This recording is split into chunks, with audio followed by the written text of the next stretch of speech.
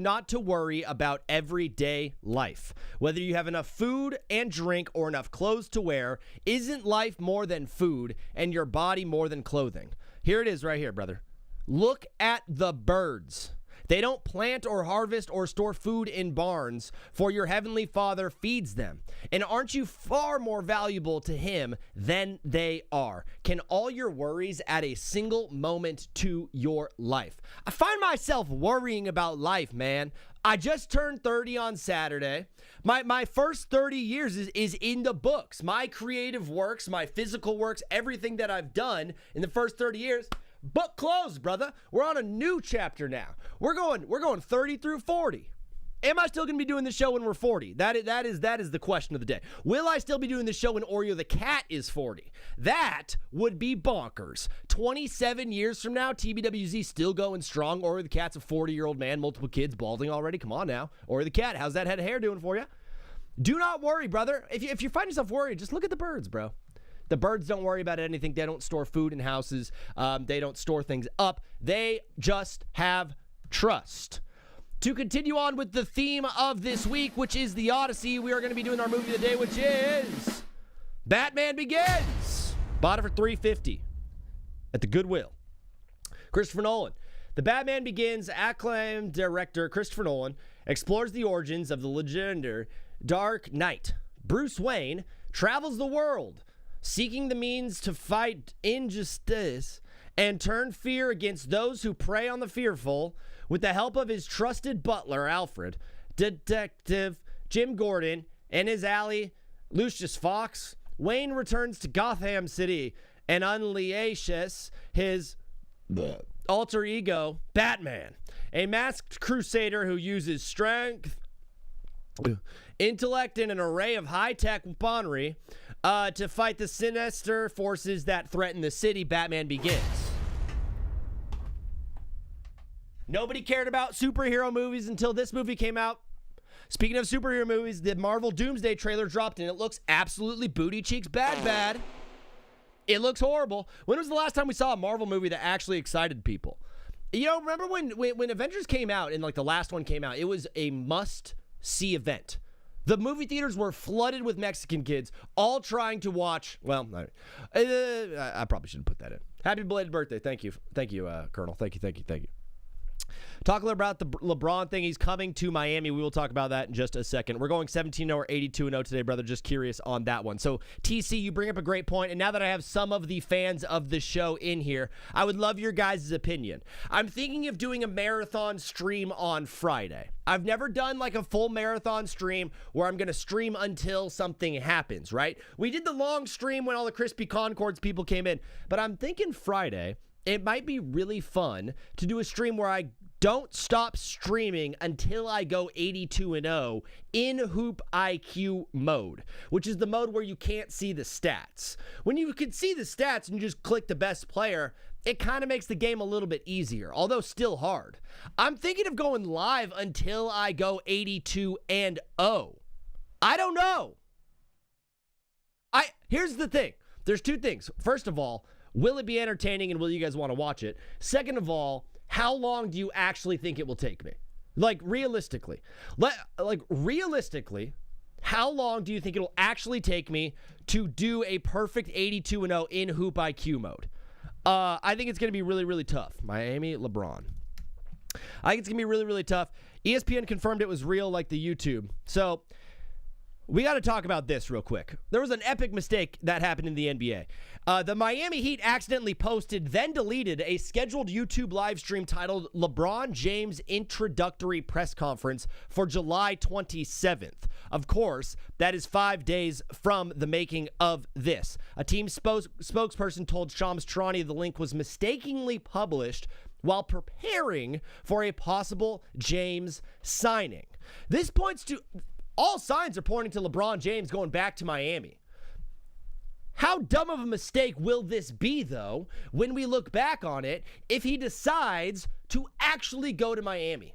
The fact that your social team posted an introductory press conference video, publishing a scheduled video basically to announce LeBron James before the event even happened and to schedule it for a specific date, I don't know about you, there is no reason to schedule that at all. All the people who are saying this is exactly pointing, all of the people who are saying that this mistake is pointing directly to LeBron coming to Miami, I want to just pump the brakes there real quick. Do you really think that Pat Riley, the godfather himself of the NBA, a man who has been to now at this point a fifth of all NBA finals, Pat over a fifth, almost a quarter of all NBA finals, Pat Riley has been directly involved with, either playing or coaching. This man is a legend of the game. He just got Giannis. He got Shaq in 2006. He got LeBron in 2010, and he just got Giannis Antetokounmpo in the year of the Lord 2026. Do you think that man, Pat Riley, would let the news of LeBron James trickle all the way down into the Miami Heat's front office to the social media guy in charge of posting YouTube videos? If you actually think that, you, my friend, how do I say this? You, my friend, are retarded. Okay, I'll say it like that, and then I'll clean it up for the clip. You, my friend, are suffering from a traumatic brain injury. There is no way in crap that Pat Riley knows LeBron James is coming, and that information trickled all the way down to the social media guy without Shams jumping in halfway through. You would think that as that information trickles down into the Heat system, that a guy like Shams Charania, the Sham man himself, the Shamander, the Charanian prince, you think that man would figure it out. Like there'd be, he's sniffing around.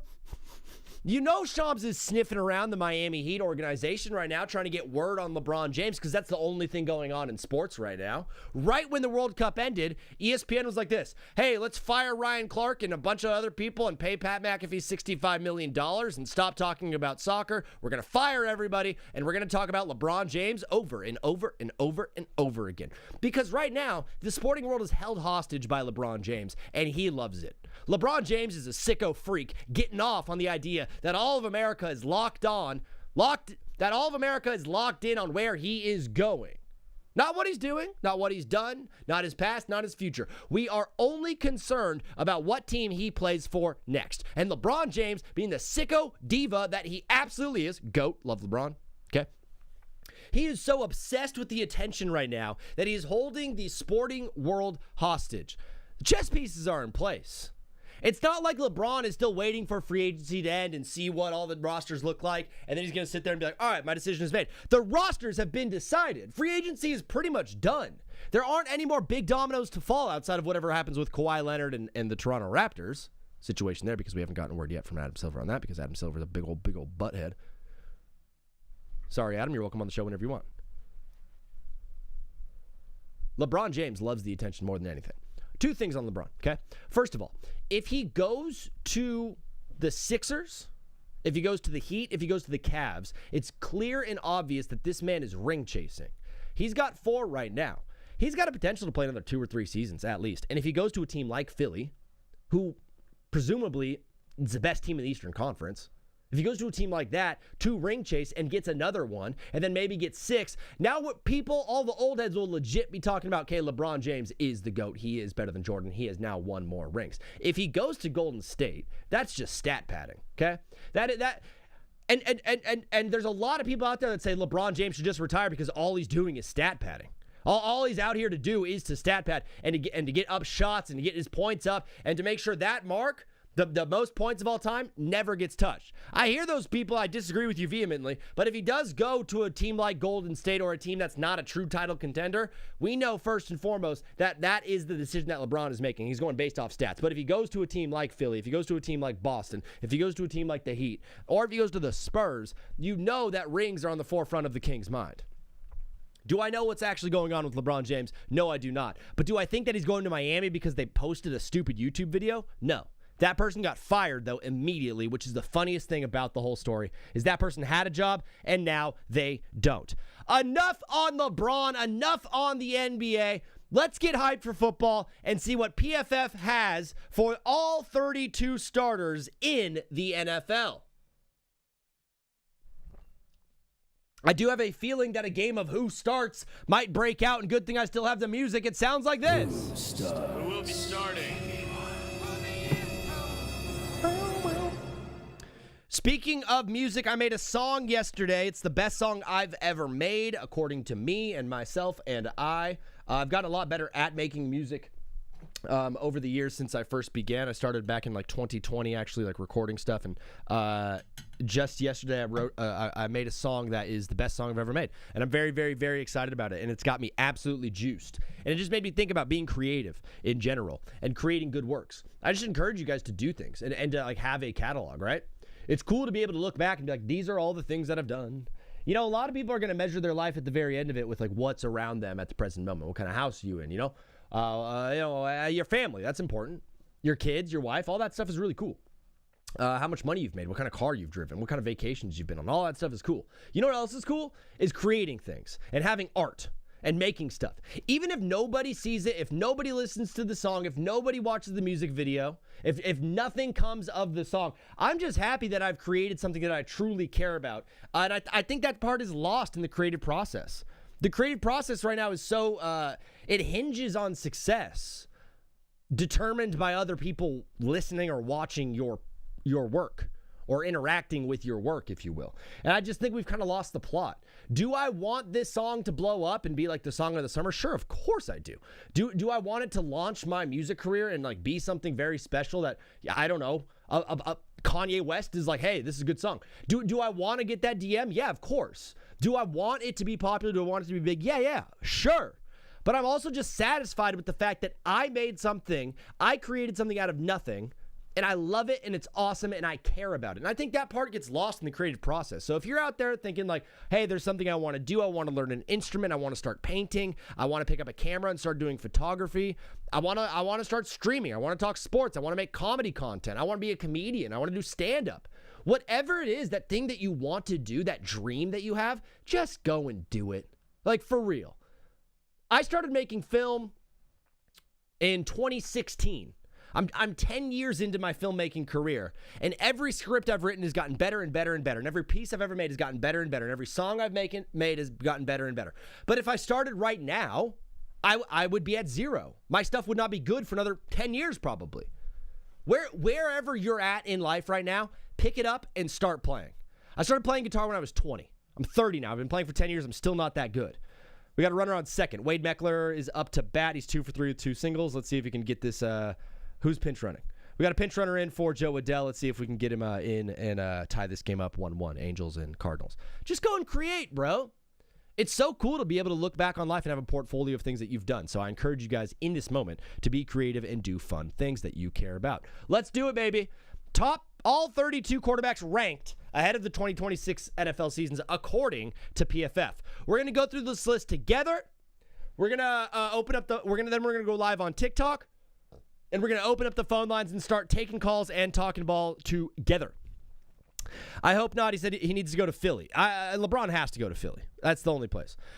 At number 1, they got Josh Allen at number 1. That's not surprising there, but the big surprise here for me is Joe Burrow at number 2. Are you kidding me? Joe Burrow, number 2? This dude is always hurt.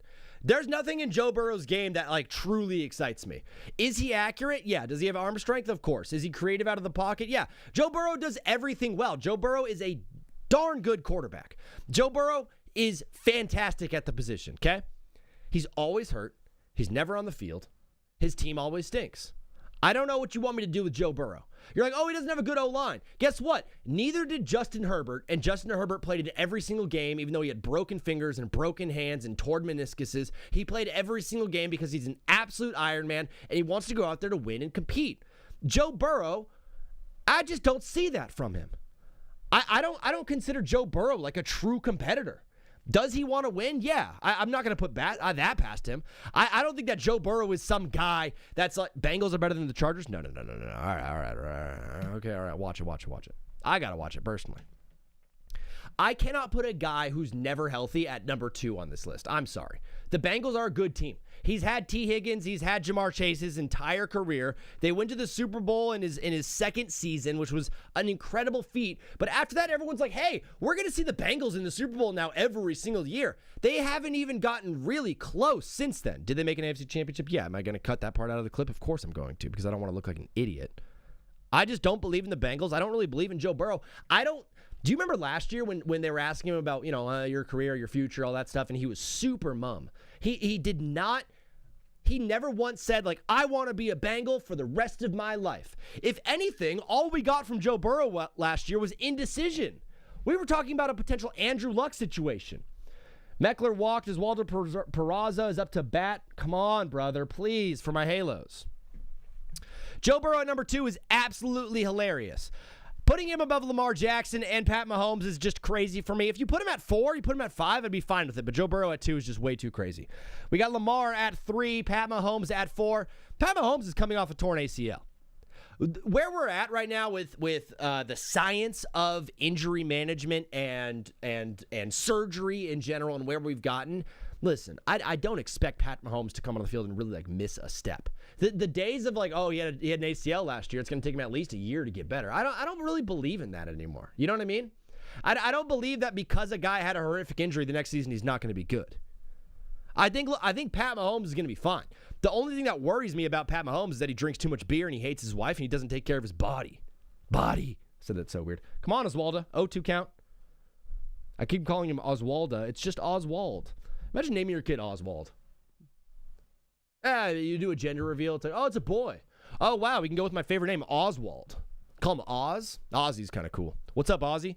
Remember in Survivor, remember the guy Ozzy who would climb all the trees? Man, Survivor was so good when I was a kid. Wednesday nights, bro. Come on now. Family would gather around the TV and we'd just be watching Survivor left and right, watching people eat rice and beans. I always wondered where they pooped. In the ocean? Have you ever pooped in the ocean? I have. It's an exhilarating feeling. It's so strange. It's such a strange feeling. Oswald Peraza strikes out. Okay, cool. It's almost like giving birth in a bathtub. You know what I mean? Like it's already there. You are in the toilet. Does that make sense? The feeling of pooping in water. We're not going to talk about this. We're going to keep talking about quarterbacks. At number 5, Matthew Stafford, the reigning MVP, the disheveled man himself, is at number 5. Listen, Matt Stafford is an incredible quarterback. Is he 41 years old? Yeah, he's ancient, basically. He's 40 years old. He's ancient, but he's on the Rams, and the Rams are going to be very good. Matt Stafford is this guy who no one really cared about when he was in Detroit because no one cared about the Lions, and they always sucked. The minute he comes to L.A., everyone's like, whoa, he does no-look passes. Oh, look, he's cool. Kelsey is old. Rice is always in trouble. I don't think he has the weapons he used to have, though. 5-1 Colonel, it's a great point, man. I'm not high on the Chiefs this year. How could you be? They got Kenneth Walker. Cool. The only reason to be high on the Chiefs this year is because Eric Bieniemy is back as the offensive coordinator, who, of course, was the OC when they were very, very good a couple of years ago. Josh Lowe is up to bat, 2 for 3 on the day. Fouls off a sinker high in the zone. It's 1-2, 2 outs. Runners on first and second. Angels are down 1-0 in the bottom of the 9th. We are down to our final strike. Will we have a hero in Anaheim? Will there be someone who steals the show? Will Josh Lowe be the man remembered forever on this beautiful July 22nd at 3:40 p.m. Pacific time? No, he strikes out.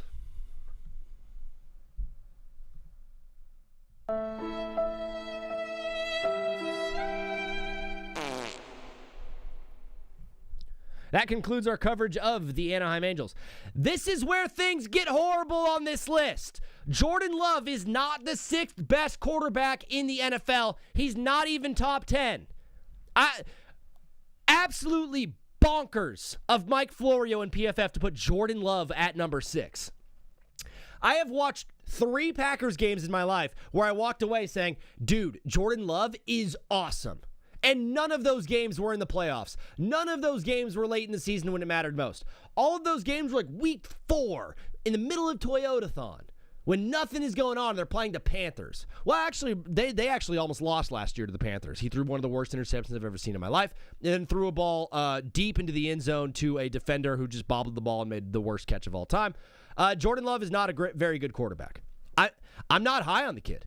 All of the stats and all of the metrics for Jordan Love are so good. Everyone's like, dude, look at his EPA plus dash minus. Shut up about that stat.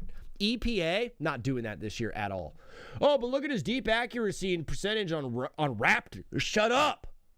I'm not doing any of these Jordan Love stupid stats. He sucks. The Packers are not very good. I don't like that team. I don't think that coach is going to last much longer. I just don't believe in Jordan Love as a quarterback. The fact that he's at number 6 is crazy. Herbert at 7, I can get behind it. Dak at 8. Dak should be higher, personally. I would drop Jordan Love and put Dak above him for sure.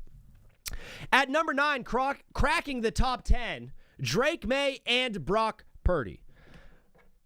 Drake May is a guy. So I saw a stat on Drake May. Last year, he had the highest percentage of throws to his first read. So his very first read, Drake May had the most throws to the first read that he made on the field. What does that mean? Essentially, as a quarterback is reading the field, right? You have your first read, that hitch on the outside. If that's not open, then you know that the corner over the top might be open. If that's not open, then you're going to scan the field and see the dig coming across. If that's covered, then you have a tight end running a drag that might be open. If none of those are open, you got a running back coming out of the backfield or you're taking off, okay? That's read 1, 2, 3, 4, 5, and then take off. Drake May has the highest percentage of throws off of his first read. Drake May is a first read quarterback. He is good outside of the pocket. I like him on the run. I think he has a fantastic arm. He's incredibly accurate. I think Drake May has all of the intangibles to be good. He's in a fantastic offense coached by Josh McDaniels. He's got weapons around him. He's got a great team. He had a very easy schedule last year. I'm not really doing that. All I'm saying, the efficiency numbers are fantastic. Everything that he does is great. He's a first read guy. I don't think Drake May is the type of quarterback. Murder happening at some house. I don't think Drake May is the type of quarterback that can lead a bad team to the playoffs. I think he can take a great team to the playoffs. I think he can take an easy schedule to the playoffs. I don't think Drake May can put a team on his back that's like mid and have success. A guy who can do that, which is crazy, is Brock Purdy. Brock Purdy at number 10, well-deserved. Mr. Irrelevant himself has cracked the top 10. You don't really ever see Brock Purdy make mistakes. He is a best game manager type. He's the best game manager in football right now for all of my money. I love Brock Purdy. I think he's a great dude. I think he gets unfairly hated. 10, maybe a little bit high. Really, though, who would you put above him? There's only one guy who I'd put above him, and we're going to get to him in just a moment. Trevor Lawrence at 11. Pretty high spot for Trevor Lawrence. He had a good season last year. If you're biased to Herbert, I swear. What's up, Derpy? No, Herbert at 7 is I think a good spot. Do I have him at number 1? I personally do, yeah, but 7, I understand that. Trevor Lawrence at 11, one of the highest rankings that he's had. He was good last year, really good. That team was awesome. Liam Cohen's a really good coach. I think the Jags are going to be good for a long time. I think they're only going to get better from here, so I'm excited to see what Trevor does in year 2 with Coach Cohen. At 12 and 13, Jaden Daniels and Caleb Williams. Now, let's just pump the brakes here real quick. Jaden Daniels, Rookie of the Year 2 years ago, led his team to the NFC Championship game, had an unbelievable rookie year. Last year, sophomore season, got hurt a bunch. The team wasn't very good. None of his weapons were available. A lot of injuries on that team and on that squad, and we kind of forgot about Jaden Daniels. Who did we not forget about, though? Who popped up onto the map last year? Caleb freaking Williams, the Iceman himself. You're telling me that right now you're ranking Jaden Daniels above Caleb Williams because of something he did 2 years ago when he was a rookie? Get out of here. Caleb Williams is a much better quarterback than Jaden Daniels. Caleb Williams is better than Trevor Lawrence. He's better than Brock Purdy. He's better than Drake May. I'd probably put him right there at 9 or 8 in that range for Caleb Williams. I think 13 is way too low for the cover of Madden. This man does things that no one else does on the field. Jaden Daniels flopped last year. He did. He was not very good, and Derpy hates Chicago. Caleb Williams is the most talented quarterback in the NFL. Pat Mahomes, it's been his title for a long time in terms of just pure talent on the field at the quarterback position. It's either been Pat Mahomes or Matt Stafford over the past 5 years. We've seen the drop in athleticism from Pat Mahomes already. He's not doing the falling over sideways, no-look throw across the field that goes 25 yards somehow to Tyreek Hill, who's somehow open. Caleb Williams is doing those things right now. Angels lose. Told you guys that already. Caleb Williams is doing that right now. What game should we watch, guys? We got baseball on all day. What do we watch? Yes, we have MLB TV, so we have all out-of-market games. Twins, Guardians. Pirates, Yanks is finished up. Yeah, we're going to watch the Twins and the Guardians. Who's on the bump? Oh. On the bump is one of the best sports terms in sports. Our quarterback 2 is better than Jaden Daniels, Joe Flacco. Yeah, thank you for the parentheses. We got Slade Sassoni. Shout out to Slade. You're pitching right now. Oh, nope. Thought you just gave up a home run to Josh Bell. But you have given up a run. It's 1-0 Minnesota after 1. The Twinnies are up. Who's on the bump? Is that Musgrove? We'll find out. Caleb Williams at 13 is absolutely absurd. At 14, Sam Darnold, the reigning Super Bowl champion. I saw Sam Darnold at church the other day. Sam Darnold goes to my church in Newport Beach. He was alone in his Tesla. I saw him pulling out in like a Tesla, and I was like, "That's Sam Darnold. That's so weird." And he was all alone, and he was like driving away. And then I saw my friend. I was like, "Yo, what's up, dude?" He's like, "Bro, I saw Sam Darnold." I'm like, "Dude, okay." It was confirmed because at first I didn't know if it was Sam Darnold exactly, and then once my friend was like, "I think I saw Sam Darnold," I was like, "I think I saw him too." Then like we had to have seen Sam Darnold. So he was at my church. He looked big. He looked strong. He was worshiping the Lord, so I expect Sam Darnold to have a great season again because he loves Christ. That's all it takes. At 15, Jalen. Oh, you guys can't see any of that. How on earth is Hurts at 15? There it is.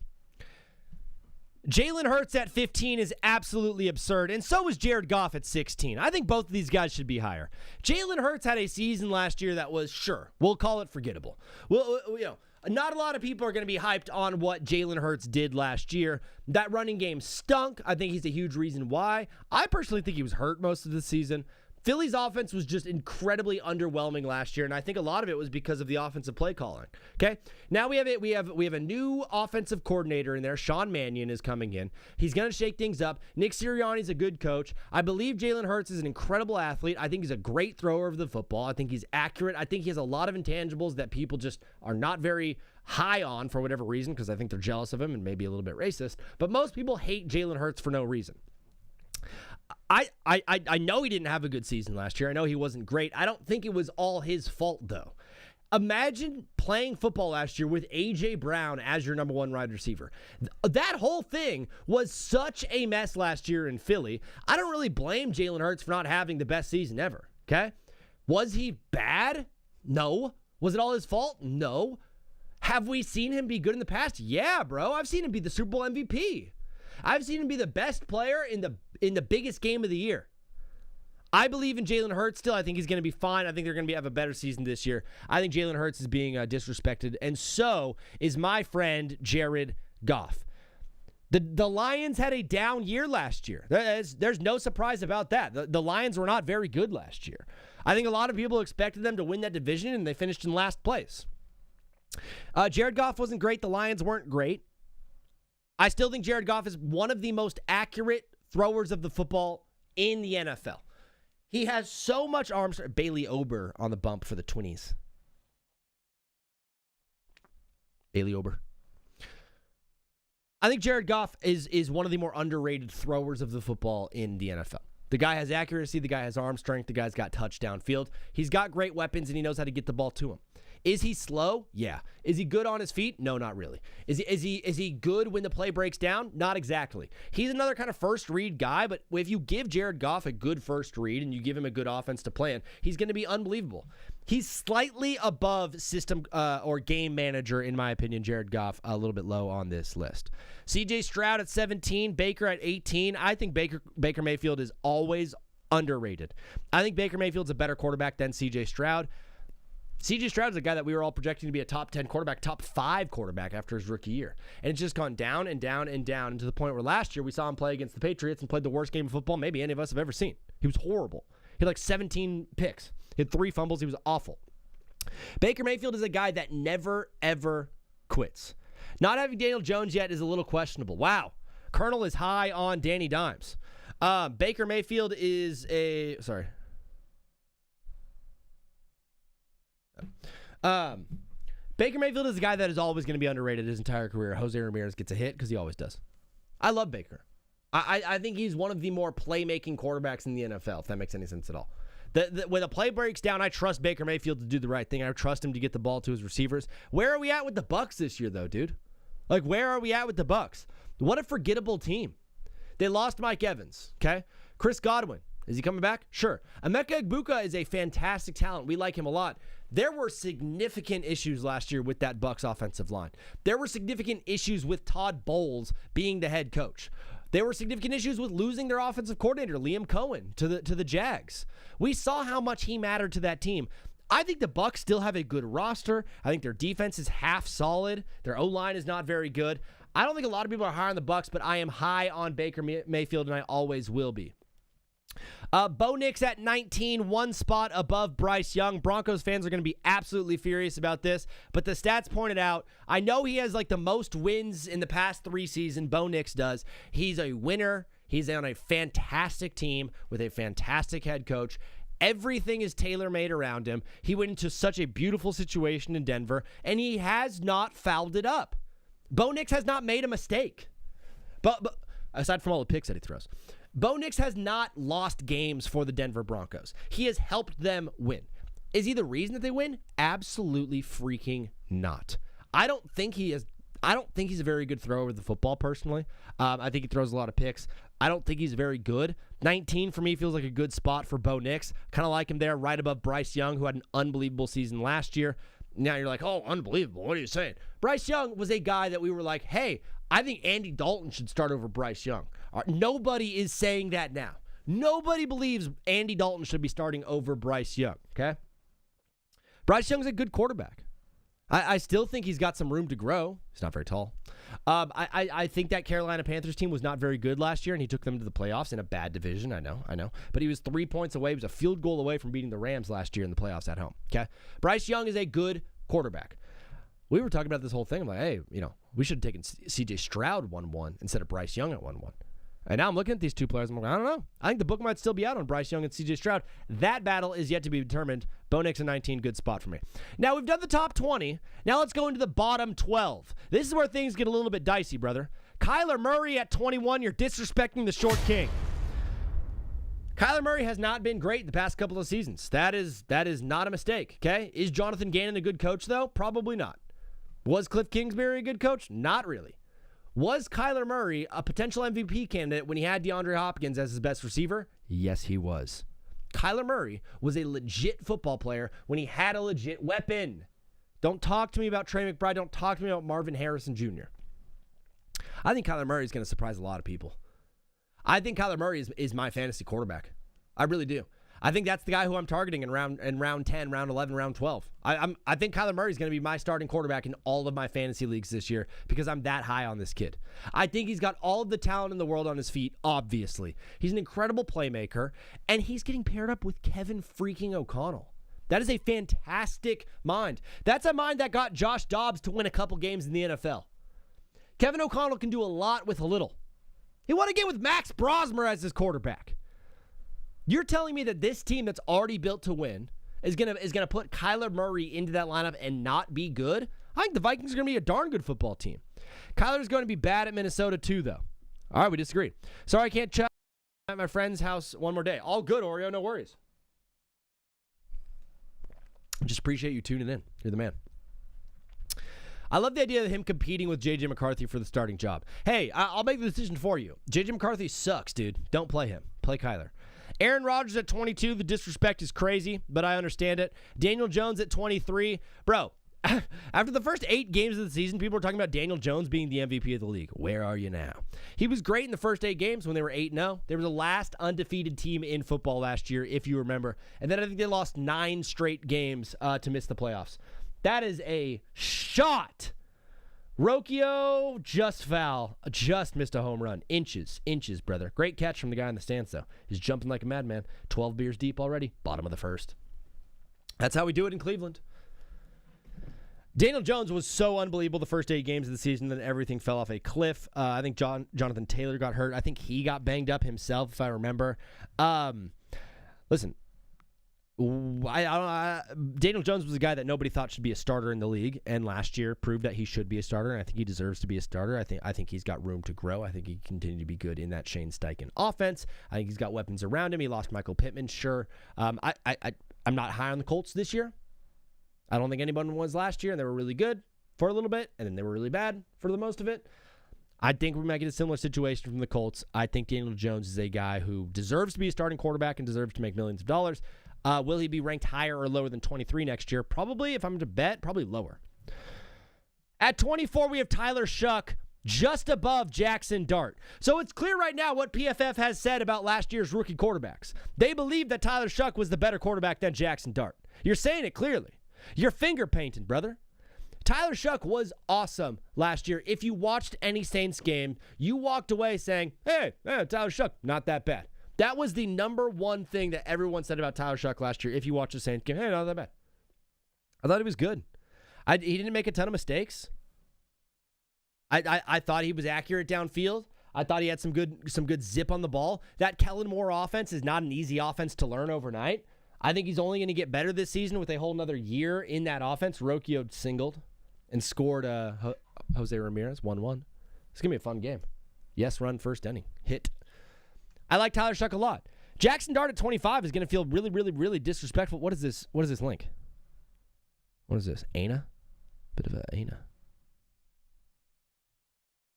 Premium. What am I doing? Huh. NCAA 2024 teams PFF player grades. What the heck am I doing? Air Force, number 1. I mean, this is just the dumbest list of all time. Air Force, those were in alphabetical order. I'm an idiot. Jackson Dart at 25, just below Tyler Shuck. Giants fans are going to be mad, but, what did you see from Jackson Dart last year that you think he should be a top 20 quarterback? For real. The only thing I saw from Jackson Dart that made me think that he's a top 20 quarterback is what he did with his legs. What he did with his legs was awesome. He scored a lot of touchdowns on his feet. I think he's got a lot of room to grow. I think it's going to be a little bit tougher this season. John Harbaugh is the coach. Expectations are now here. Last year, there were no expectations for Jackson Dart and for that team. No one expected anything from New York. This year, different story. Will Jackson Dart live up to it? We will see. And at the end of it, I'm excited to see which of these two finishes has a better career at the end. I think there's a lot of belief right now that Tyler Shuck might be that guy. I really do. Geno Smith at 26. I mean, just the craziest picture of all time. Do you guys remember 2 years ago when Geno Smith was the best quarterback in the NFL? Does anybody? 2 years ago for the Seahawks, Geno Smith was the best quarterback in the NFL. How? Last year was, oh my gosh, so awful for the Raiders. And then this year he's going to be playing for the New York Jets on the worst team in football. I do not think he's going to be very good last year. Or I don't think he's going to be very good this year. I don't think that team is going to be great. Maybe it'll be a little bit surprising. Can Geno Smith play good football? Yeah, I've seen him do it. Do I believe he's going to do it again? Don't think so. At 27, Kirk O'Chains. Good spot for Kirk. Clearly, the PFF and Mike Florio do not think that Fernando Mendoza is going to be starting. Right now, there's no rookie quarterback starting. The only guy would be Fernando Mendoza, and it's definitely not going to be him. I think Kirk O'Chains is going to be the guy starting in Las Vegas. The dude has no arm strength at all anymore. Hardly had any when he was in his prime, and now he's throwing with a noodle. There was a few games last year where he went in and played for the Falcons and looked, oh my gosh, so horrible every single time he went out there.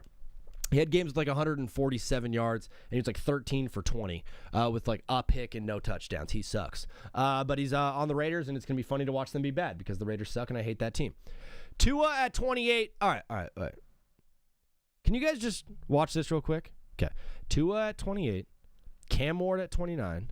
Malik Willis at 30. Jacoby Brissett at 31. And the Predator himself at 32. Looking at the bottom 5, what do all 5 of these guys have in common? Can someone in the chat answer this? What do all 5 of the bottom 5 quarterbacks have in common? I don't think Mike Florio and PFF are racist, but they do have the bottom 5 quarterbacks, all black guys.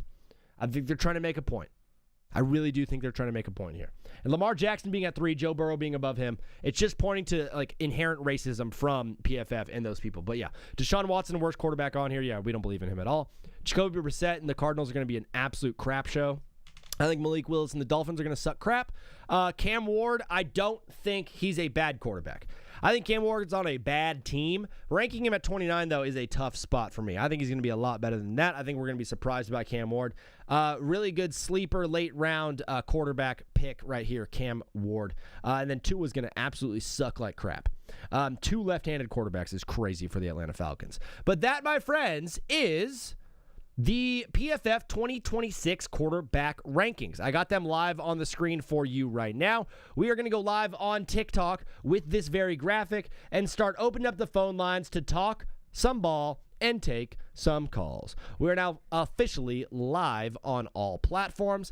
That was a fun little hang, fellas. Am I going to clip that out and put that out into pieces and make a lot of fan bases mad? Yes, of course, because that's the kind of thing that I be doing on this show. I've been making people angry left and right. But I'm live right now with my PFF 2026 quarterback rankings. The phone lines are officially open. If anybody wants to call into the show, the number is 213-352-5216. My camera does not look very good right now. Let me crop out the monitors that I have above me or in front of me. There we go. Opening up some things. And we are now good. Now we sit and we wait. I got some really, really nasty comments on my Instagram. People saying some really mean things to me. Wow, someone just shot me a text and said, "Are you in enough fantasy leagues? I have a slot open in mine." Dude, it's already that time, bro. Fantasy football, it feels like it's almost here. I'm seeing quarterback rankings. I'm seeing running back rankings. I'm seeing people all over the sports media world start talking about fantasy football, and I am darn excited to get there. These, of course, right now are just PFF's quarterback rankings. I don't think they're fantasy-induced. That's why I'm a lot higher on Kyler Murray in fantasy than they're at with him at 21. I think with his running ability in that offense, I think it's going to be very, very, very fun to watch that team play. Playing baseball. Dude, we're in the middle of the summer, bro. We're in the middle of summer. There's not a whole lot of sports going on. That's why tomorrow I think I'm going to be playing 82-0 until I go 82-0. I think it might legit take me 8 hours. I think it would be the longest stream that we ever do if I just play 82-0 until I go 82-0. But odds are this quarterback ranking is not going to get much traction online on TikTok. And until it does, I'm going to give it probably 15, 20 minutes to get some traction. And if it does not, we're going to be playing 82-0 and hanging out in the chat, doing that kind of thing. But these, of course, are PFF's 2026 quarterback rankings. My biggest gripe with this list so far, if we're just a gripe in the top 10, would be Joe Burrow at number 2. I don't believe Joe Burrow should be the second-ranked quarterback on this list when I haven't seen Joe Burrow play a full season in, 4 years, 5 years? In his entire career, have we watched Joe Burrow play one full season? We've seen him get to the Super Bowl. We've seen him get to the Super Bowl and have some great success. What's up, Hale? We've seen him get to the Super Bowl, have success on that team. Wow, what a play. Safe. Never mind. We've seen him have success. We've seen him be a good quarterback. I think Joe Burrow has all of the talent in the world to be a top 5 quarterback. He's just never healthy. I value health too much to put Joe Burrow in the top 5. PFF, of course, does not. But putting him above Lamar and Mahomes, and Matt Stafford for that matter, just seems foolish to me. Evan said Malik Willis is too low. Wow, my guy, take it a day. The craziest part about the top 5, or about the top 10, is Jordan Love being at number 6. Who on earth watched Jordan Love play football last year, and said this is a top 6 quarterback in the NFL?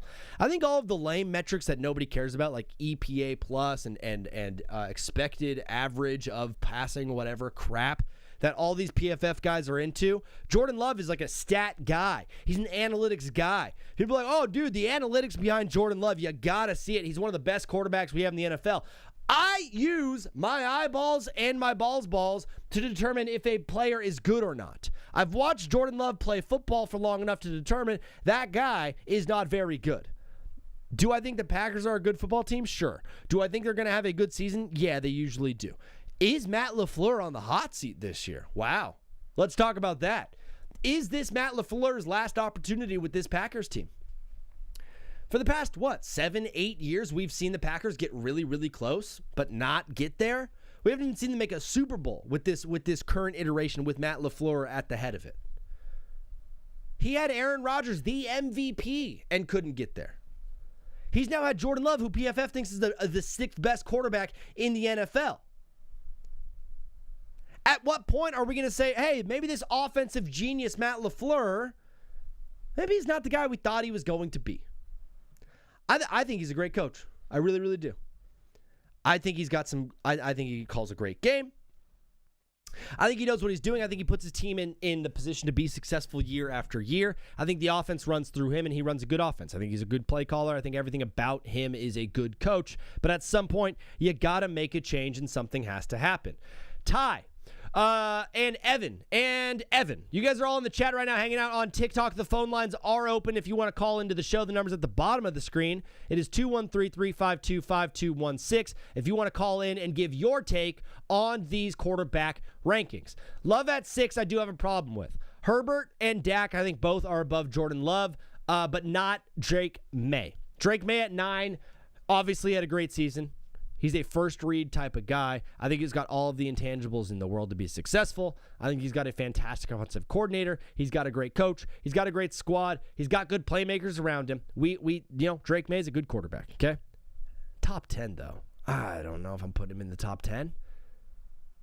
When you have Jaden Daniels and Caleb Williams sitting there at 12 and 13, you have Jalen Hurts at 15. Jared Goff is a better quarterback than Drake May. And you have him 8 spots lower. Bailey, thank you for sharing the live. Jalen Hurts at 15 on this list. Eagles fans hate Jalen Hurts for whatever reason. I think a lot of the NFL world is just not high on Jalen Hurts. They don't like the guy. Did he have a good season last year? No, he didn't. He was not a very good quarterback last year. I understand that, and I'm totally here with you. For all of you who are like, he's not a good quarterback, he sucked, look at last year, they were not good. I hear you and I understand. Oh, without the tush push, he doesn't. I know. I know about the tush push. I know about his legs. I know about his running. I also watched him throw the football. He's a darn good thrower of the football. I think he's accurate downfield. I think he's got good touch. I think he puts it where only his guy can get it most of the time. I think last year he was dealing with an A.J. Brown situation and a bad offensive coordinator and no running game. No, I don't think there would be a lot of quarterbacks that would have been successful last year with that Eagles team with all of the hoopla going on. And they still made the playoffs. Goff higher. I have pick 12. Is that good in a snake draft, said Hankins? You should not already have your picks selected. It's July 22nd. You should not be drafting until at least August 30th. I don't know. I'm just making stuff up. Yeah, that's great. Fantastic. I'm proud of you and I'm happy for you. Here's a song. Here's a sparkle. Goff at 16. A lot of people think Goff is like a game manager type, like a Brock Purdy, who they have all the way up at number 10. Is Brock Purdy way too high on this list? Just above Trevor Lawrence? Now, you talk about May, you talk about Purdy, you talk about Trevor right there at that 9, 10, 11 range. I personally think Caleb Williams is better than all of those guys. I am already putting Caleb Williams in the top 10. I don't think they got this one right at all. I think Mike Florio has a vendetta against Chicago for whatever reason, or Indiana. Herbert and Love are not better than Dak. Devin Moody, well, congratulations. That was the most wrong take of the day so far. Herbert is much better than Dak Prescott. He's the best quarterback in the NFL. He should be number 1. I'm a Chargers fan. But I do agree with you that Dak is better than Jordan Love. Jordan Love at 6 is just crazy talk. I don't know how you have him here. We've been talking about these top 16 for a while now. Let's talk about the bottom 16 and the rest of the guys, okay? Look how low Bo Nix is at 19. Up at the top of your screen there, Bo Nix at 19. Oops, accidentally said Bo Picks. Caleb had one good season, and the Lions had another down year and swept them. It's true, Mason. It is true. You make great points. I do think, though, Caleb Williams is far more talented than the guys above him. I think Caleb Williams is the most talented quarterback in the NFL. From just I'm not talking about actual quarterback play, okay? I'm not talking about is he the best quarterback in the NFL. No, for me, that's still Josh Allen, and then Pat Mahomes, and then Lamar Jackson, and then Justin Herbert, and then Matt Stafford, and then probably Caleb Williams right there. I think he's the most talented quarterback in the NFL, okay? What he does with his legs, what he does when the play breaks down, what he does when nothing is working around him, I can trust Caleb Williams to go out and make a play. I can't trust Bo Nix to do that. I can't trust Jared Goff to do that. When everything goes wrong on the field and the entire play breaks down and every lineman is facing the wrong way and all of your receivers ran the wrong route and nothing is working, I still trust Caleb Williams to make a play in that situation. What other quarterback in the NFL do you trust to make a play right there? I trust Herbert to make a play. I trust Mahomes to make a play. Josh Allen to make a play. And Caleb Williams, that's it. That's the list. I know you're like, wait, what about Lamar? I think Lamar could run away from the situation. I don't think Lamar is going to make a play, though. Yeah, he can, actually. I take that back. Lamar absolutely can. I don't think Dak Prescott's making a play in that situation. How do you have Mahomes that high with the season he had last year? Damian, this is not my list. This is the PFF rankings. This is Mike Florio's fault. Also, Mahomes last year, that team last year was not very good. I know we were like, hey, the Chiefs are going to be... No, that team was not very good. And look, Rashid Rice got a whole year older, and he's in jail. Kelsey got a whole year older. Kenneth Walker, good running back, great addition. I love it there. Eric Bieniemy is the offensive coordinator now in Kansas City, back again with that team after going to the Super Bowl with them. I like it a lot. I think the Chiefs are going to be a bit better than last year, but I don't know. I could easily see them not making the playoffs. Shake it off. What's up, Try? Or my guy, Willie. Fellas, we have 540 likes on the TikTok. If we can get that up, that would be huge. What's up, Logan? Okay.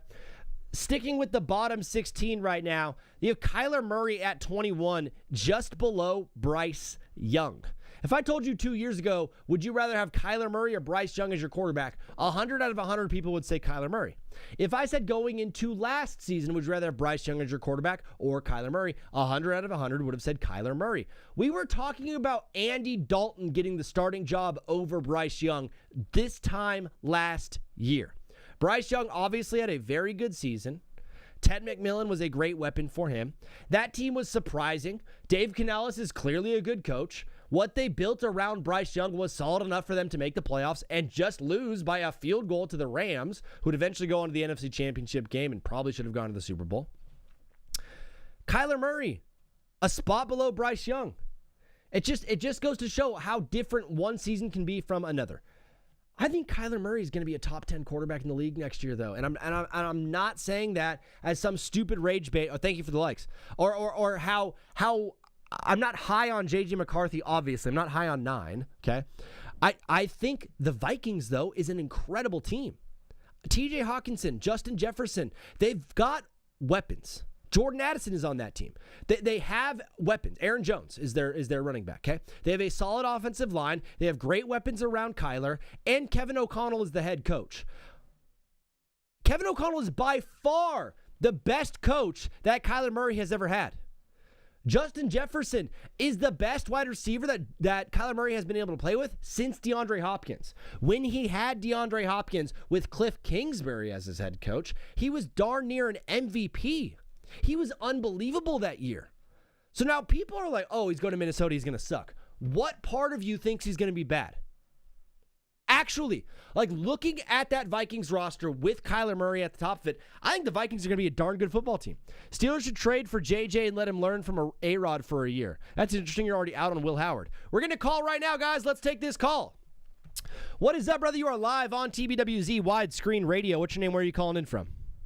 My name is Jackson, and I'm calling from Oklahoma. Jackson from Oklahoma. Have you called into the show before, bro? No, this is my first time. First time calling in. Of course, the only rule is to keep it clean and bring the heat. Sir. Jackson, what do you have for the people today? So my only question is why is Baker at 18? Like, what's your reason for putting him there? So these are the PFF rankings. These are not my exact rankings. Oh, he's not yours? Oh, okay, my bad. I would personally, I'm with you. I think Baker Mayfield is a much better quarterback than 18. He's a guy that I trust in late game situations. The number one thing about Baker is he cares. I can't say that about all these quarterbacks above him. Cannot. I'm sorry for wasting your time then. That was my only argument, to be honest. So. No, you're good. Where would you put him on this list? I mean, I would definitely put him in the top 10, especially over Purdy. I don't think Purdy deserves to be in the top 10. Purdy, what about Jordan Love in the top 10, all the way up at 6? See, yeah, that is also insane. I don't think Jordan Love's a top 6 quarterback. Now, Jackson, you're in Oklahoma. That is obviously Sooner country. What NFL team are you rooting for? Tampa Bay Buccaneers. You're a Bucs fan from Oklahoma. What's the reasoning behind that? Just Baker Mayfield following him through his whole career. And you know, there it is. The Browns disrespected him, and I didn't really like that. So I just kind of floated away, and then he's doing great now. Dude, Baker Mayfield has had such an insane career, and I'm so glad that you've been there throughout all of it. Dude, look at all the Oklahoma quarterbacks on this list, man. You know, he's great. I consider Caleb Williams still an Oklahoma guy. He went there. So you got Caleb Williams, and you got Kyler Murray, and then, of course, you got your guy Baker. Of the Oklahoma quarterbacks in the NFL, which one are you highest on? See, now young talent-wise, it's obviously going to be Caleb Williams. I do think, like, if I was to have a list, I would put Kyler at 2, Baker at 1, obviously. I mean, I'm a Baker stan, so it's going to be biased no matter what. Yeah. But I think with Kyler being on the Vikings, it's going to be so great for him because he actually has weapons. Like, with the Cardinals these past couple of years, the front office wasn't helping him. They weren't helping at all. He was injured, and it was bad. Dude, and the coaching upgrade from Jonathan Gannon to KOC is going to be huge. Speaking of coaching, Jackson, I'm a diehard USC Trojans fan, and my head coach is Lincoln Riley. Will we ever win a championship with Lincoln Riley as our head coach? I mean, he didn't do it with us, man, and we had a great roster besides that defense in 2016. So, Bro, if you guys just had a half a defense that year, you probably would have been natty champions. Sure. John Mateer Heisman? I would love it. I would love it a lot. I just hope he can stay healthy, man. All that running he does, man. That running he does. It's the thing that it's his Achilles heel. It's why he's great, but it's also why he might falter a little bit. Jackson, unbelievable stuff, brother. Thanks for calling in. Before you go, dog, we do a question of the day on this show, and today's question of the day is, what is the best dessert? Have you ever had a Pizookie? Pizookie is first off the board. Number 1, Pizookie. Oh, my goodness. Unbelievable. Wow, Jackson, thanks for following. Thanks for calling. God bless, and we'll talk soon, brother. God bless. You too, brother. Peace. My guy Jackson on the phone line. The phone lines are open. The number is 213-352-5216. If you want to call it your Heisman winner in Notre Dame, what are you talking about? What are you talking about? I know. 32, Deshaun Watson. My brother from another mother, my friend Blake is on the line. What is up, Blake? How are you doing? Blake, we're hanging out, having a good time. What's up? Whose ranking system is this? This is Pro Football Focus. This is PFF's. Thank you for the follow. Bake Show. This is Pro Football Focus's rankings, Blake. I don't think Drake May should be. He's a decent quarterback, but Bo Nix should be on that list. AJ has CJ Carr winning the Heisman. That is crazy talk. So you think Drake May is too high at number 9. Blake, you're a Denver Broncos fan. How do you feel about Bo Nix being all the way at 19? Not good. I feel like he's a top 10 quarterback at least. You think he's in the top 10. All right, so you're going to move Drake May out of the top 10 and replace him with Bo Nix on this list?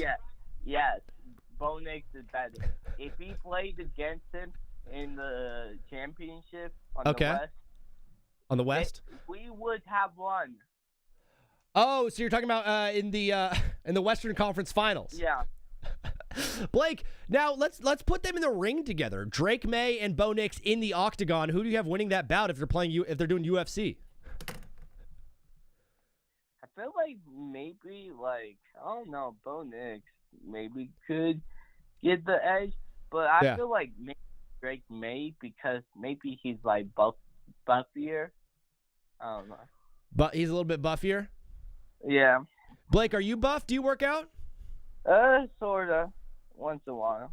Sort of. What kind of workout do you do? Do you bench? Do you like to squat? You working on them glutes? Just bench. Just bench? What are you repping these days? 94. Almost 100. 94 pounds? Yeah. That's a crazy number. I usually go in 5s and 10s, but 94 is unbelievable. Blake, you're calling into the show. I have another list on here of the top 10 wide receivers according to PFF, and you got really mad at someone who said JSN should be higher than Puka Nacua. Yeah, definitely. I don't know. I feel like Puka in a couple years will be better than Jake. Well, they have met number 1, so he can't really get much better than 1, huh, Blake? Yeah. Yeah. Yeah, definitely. Blake, you are the absolute man, bro. Before you go, today's question of the day is, what is the best dessert? Chocolate ice cream. Chocolate ice cream. He's getting specific. Choco-lit ice cream is officially on the board. Blake, unbelievable stuff, brother. Thanks for calling. We'll talk soon. All right. Have a good day. All right. Peace, brother. Fellas, now that I got a couple of you in here on TikTok, I'm thinking of Friday of doing a marathon stream where I play 82-0 until I go 82-0. Would you guys tune in for that? Would you guys want to watch that? Do you think that'd be interesting, or do you think it'd be dumb? Let me know what you think. And the phone lines are back open if anybody wants to call into today's show and talk a little bit of PFF rankings. These, of course, I know I'm a fraud, I'm a loser, I'm an idiot. These are not my rankings. These are from Pro Football Focus, which, of course, is the yes. You guys would all like that. Oh gosh. And I was gonna do it on Hoop IQ mode too, where you can't see the stats. So I'd be blind to the stats, and I'd be streaming until I get 82-0, which would probably take. How long do you think that would take me? What is up, brother? You are live on TBWZ Widescreen Radio. What's your name? Where are you calling in from? Logan from Arkansas. Logan, my guy from Arkansas, you've called into the show, brother. It's great to hear from you. How are you doing on this beautiful Wednesday in July? Doing pretty good. I mean, my birthday was yesterday, so. Dude, my birthday was on Saturday, so you and I are twinsies. I turned 30. How old did you turn? 15. Wow, I am twice your age. Let's go. And twice as smart. Yeah, probably, honestly. But Logan, you're calling into the show. What do you have? What gripe do you have with this PFF ranking of quarterbacks for 2026? I mean, I'm a Patriots fan, so it might be glazed, but Drake May's the best quarterback in football. Wow, number one. You take him in a fantasy draft at number one. Yes, number one. He. I feel like he's young and he's already broken some of Tom Brady's records in year two. I mean, it's pretty hard to do right there. He led a terrible team to the Super Bowl, if you ask me. Wow, you think that team was terrible? I don't know. Well, not necessarily terrible, but I feel like that's just not it's terrible for a team that made the Super Bowl. I hear what you're saying there for sure. I think weapons-wise, they were not the best team in the AFC. I think offensively, no. Defense was great. They were just a really good coached football team. Do you have any worries about the distractions going on with Diana Rossini and Mike Vrabel coming into this year? I mean, not really. It's really over now. If something bad would have happened, I feel like that would have already been happened. Probably already would have happened. Someone came in and said Tua is ranked too high at number 28. do you think 28 is too high for Tua? I don't. Tua's not even the best QB on his own team. Wow, you have it as Michael Penix. Yeah. Coming off the Achilles. I think a really interesting thing that no one is pointing out here, on this list at 27, they have Kirk Cousins, who, of course, right now PFF is saying that Fernando Mendoza is not going to be the starting quarterback over there in Las Vegas. Yeah, I've seen that. I'll give them about midway through the year. You think midway through the year they're going to bring him in after going 2-7? Yeah, something like that. 2-7, they'll bring him in. You're a Patriots fan, so you obviously have to deal with a lot of the New York people up there. How do you feel about Jackson Dart being at 25, a spot below Tyler Shuck? I think Jackson Dart, I like him. I definitely think he's better than Tyler Shuck. Yeah. It's a wild one, brother. Are you excited for college football as I am? I mean, excited for college football, not to watch my team go 3-9. Yeah. What are we doing at quarterback this year for Pig Suey? We got a guy, redshirt sophomore. He came in a few games last year. He looks pretty good, so pretty excited about KJ Jackson. He was a former 4-star. Okay. So big things happening in the SEC for Arkansas. I'm stoked for college football. I'm stoked that you called into the show and that you're a fan of this thing and following along. Logan, before you go, today's question of the day, what is the best dessert? Oh, I'm a low-key. Them chocolate lava cakes from Domino's. Those things are good. Wait. Domino's chocolate lava cake is on the board right now? Yes, those things are gas. Chocolate lava cake, I absolutely love it. They make it in the same oven as the pizza. Every time I order one, it tastes slightly like chicken bacon ranch pizza, but I still love it. Logan, God bless. Thanks for calling in. We'll talk soon. Hey, also, I got a hot take real quick for the NBA. Please. NBA. Hit me. I think the best player of all time isn't LeBron or MJ. No. You know who it is? It's No. Yaxel Lindenborg. No! Yaxel already won one? He's the GOAT already. I've seen enough. He's seen enough. He's the NBA Summer League MVP. Bro, we do this every year in the NBA. We watch Summer League. We watch 3 games. And we're like, yeah, this guy's a Hall of Famer. You're already there with Yaxel? I'm already there. He's a national champion. He's a summer league champion. LeBron, he's your rookie of the year. He's my rookie of the year. You know, I wish it was A-Cuff, but his defense isn't going to let him win it. Yeah. Wait, Logan, correct me if I'm wrong. Did LeBron ever win Summer League MVP? Nah, I don't think so. Wow. I mean, your take just got a lot better. Logan, unbelievable. Yaxel Lenderberg, the GOAT. And then he has Drake May as the #1 quarterback in the NFL. What an unbelievable call. Thank you for being a fan of the show. Thank you for following. God bless. We'll talk soon. All right, see you. Peace. Alex C. says Hurts is top 5.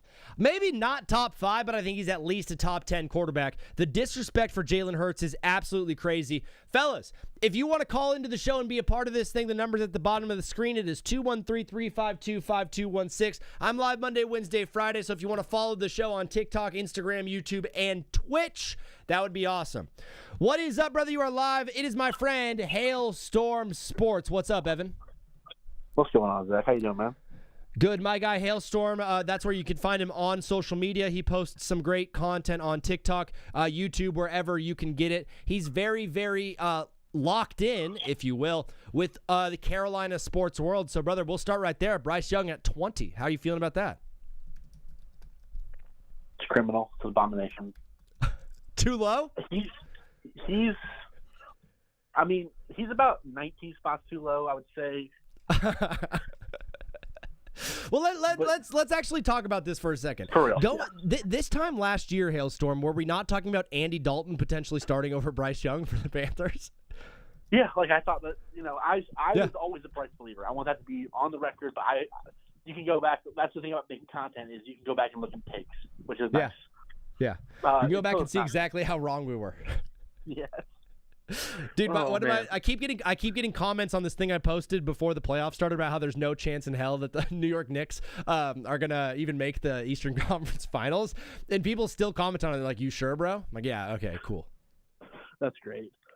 Yeah, no, but I will. What's nice is I've only been making content for 3 years, and all of my draft takes, at least for the NBA, dude, aged like gold. He's a fine wine type of guy. He's hot on the NBA draft. That's why we follow Hailstorm. The interesting one here is CJ Stroud at 17, Bryce Young at 20. I thought last year we were kind of going back and forth. I'm like, of these 2023 quarterbacks, which one was better? People were like, CJ Stroud way better. And now, after the season, I think they're kind of even, no? Yeah, Bryce is not in a bad spot. I would like to have him a little higher, but other guys ahead of him. Hurts. Everyone's really high on Hurts. Hurts is at 15 is really fair. I'm not going to people have him top 5. That's dumb. 15, respect that. Goff at 16, I respect that. Darnold just won a Super Bowl. Yeah, gotta respect that. Maybe Jaden Daniels coming off the injury. He had a good rookie year, but sure. CJ Stroud had a good rookie year, and he did get hurt his sophomore year. So we don't really know how these guys are going to work out, but.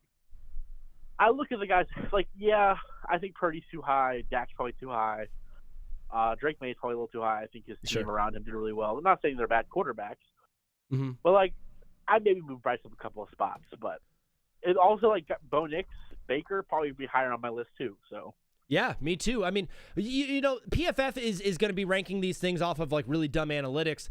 I really put a lot of credence into hey, in the fourth quarter when there's 3 minutes left in the game, do I trust this guy to lead my team to victory? And I trust Baker way more than a lot of these other quarterbacks. Look at I like Purdy. I think he's good. Trevor's good, but Caleb Williams is much better talent-wise than all of those guys above him.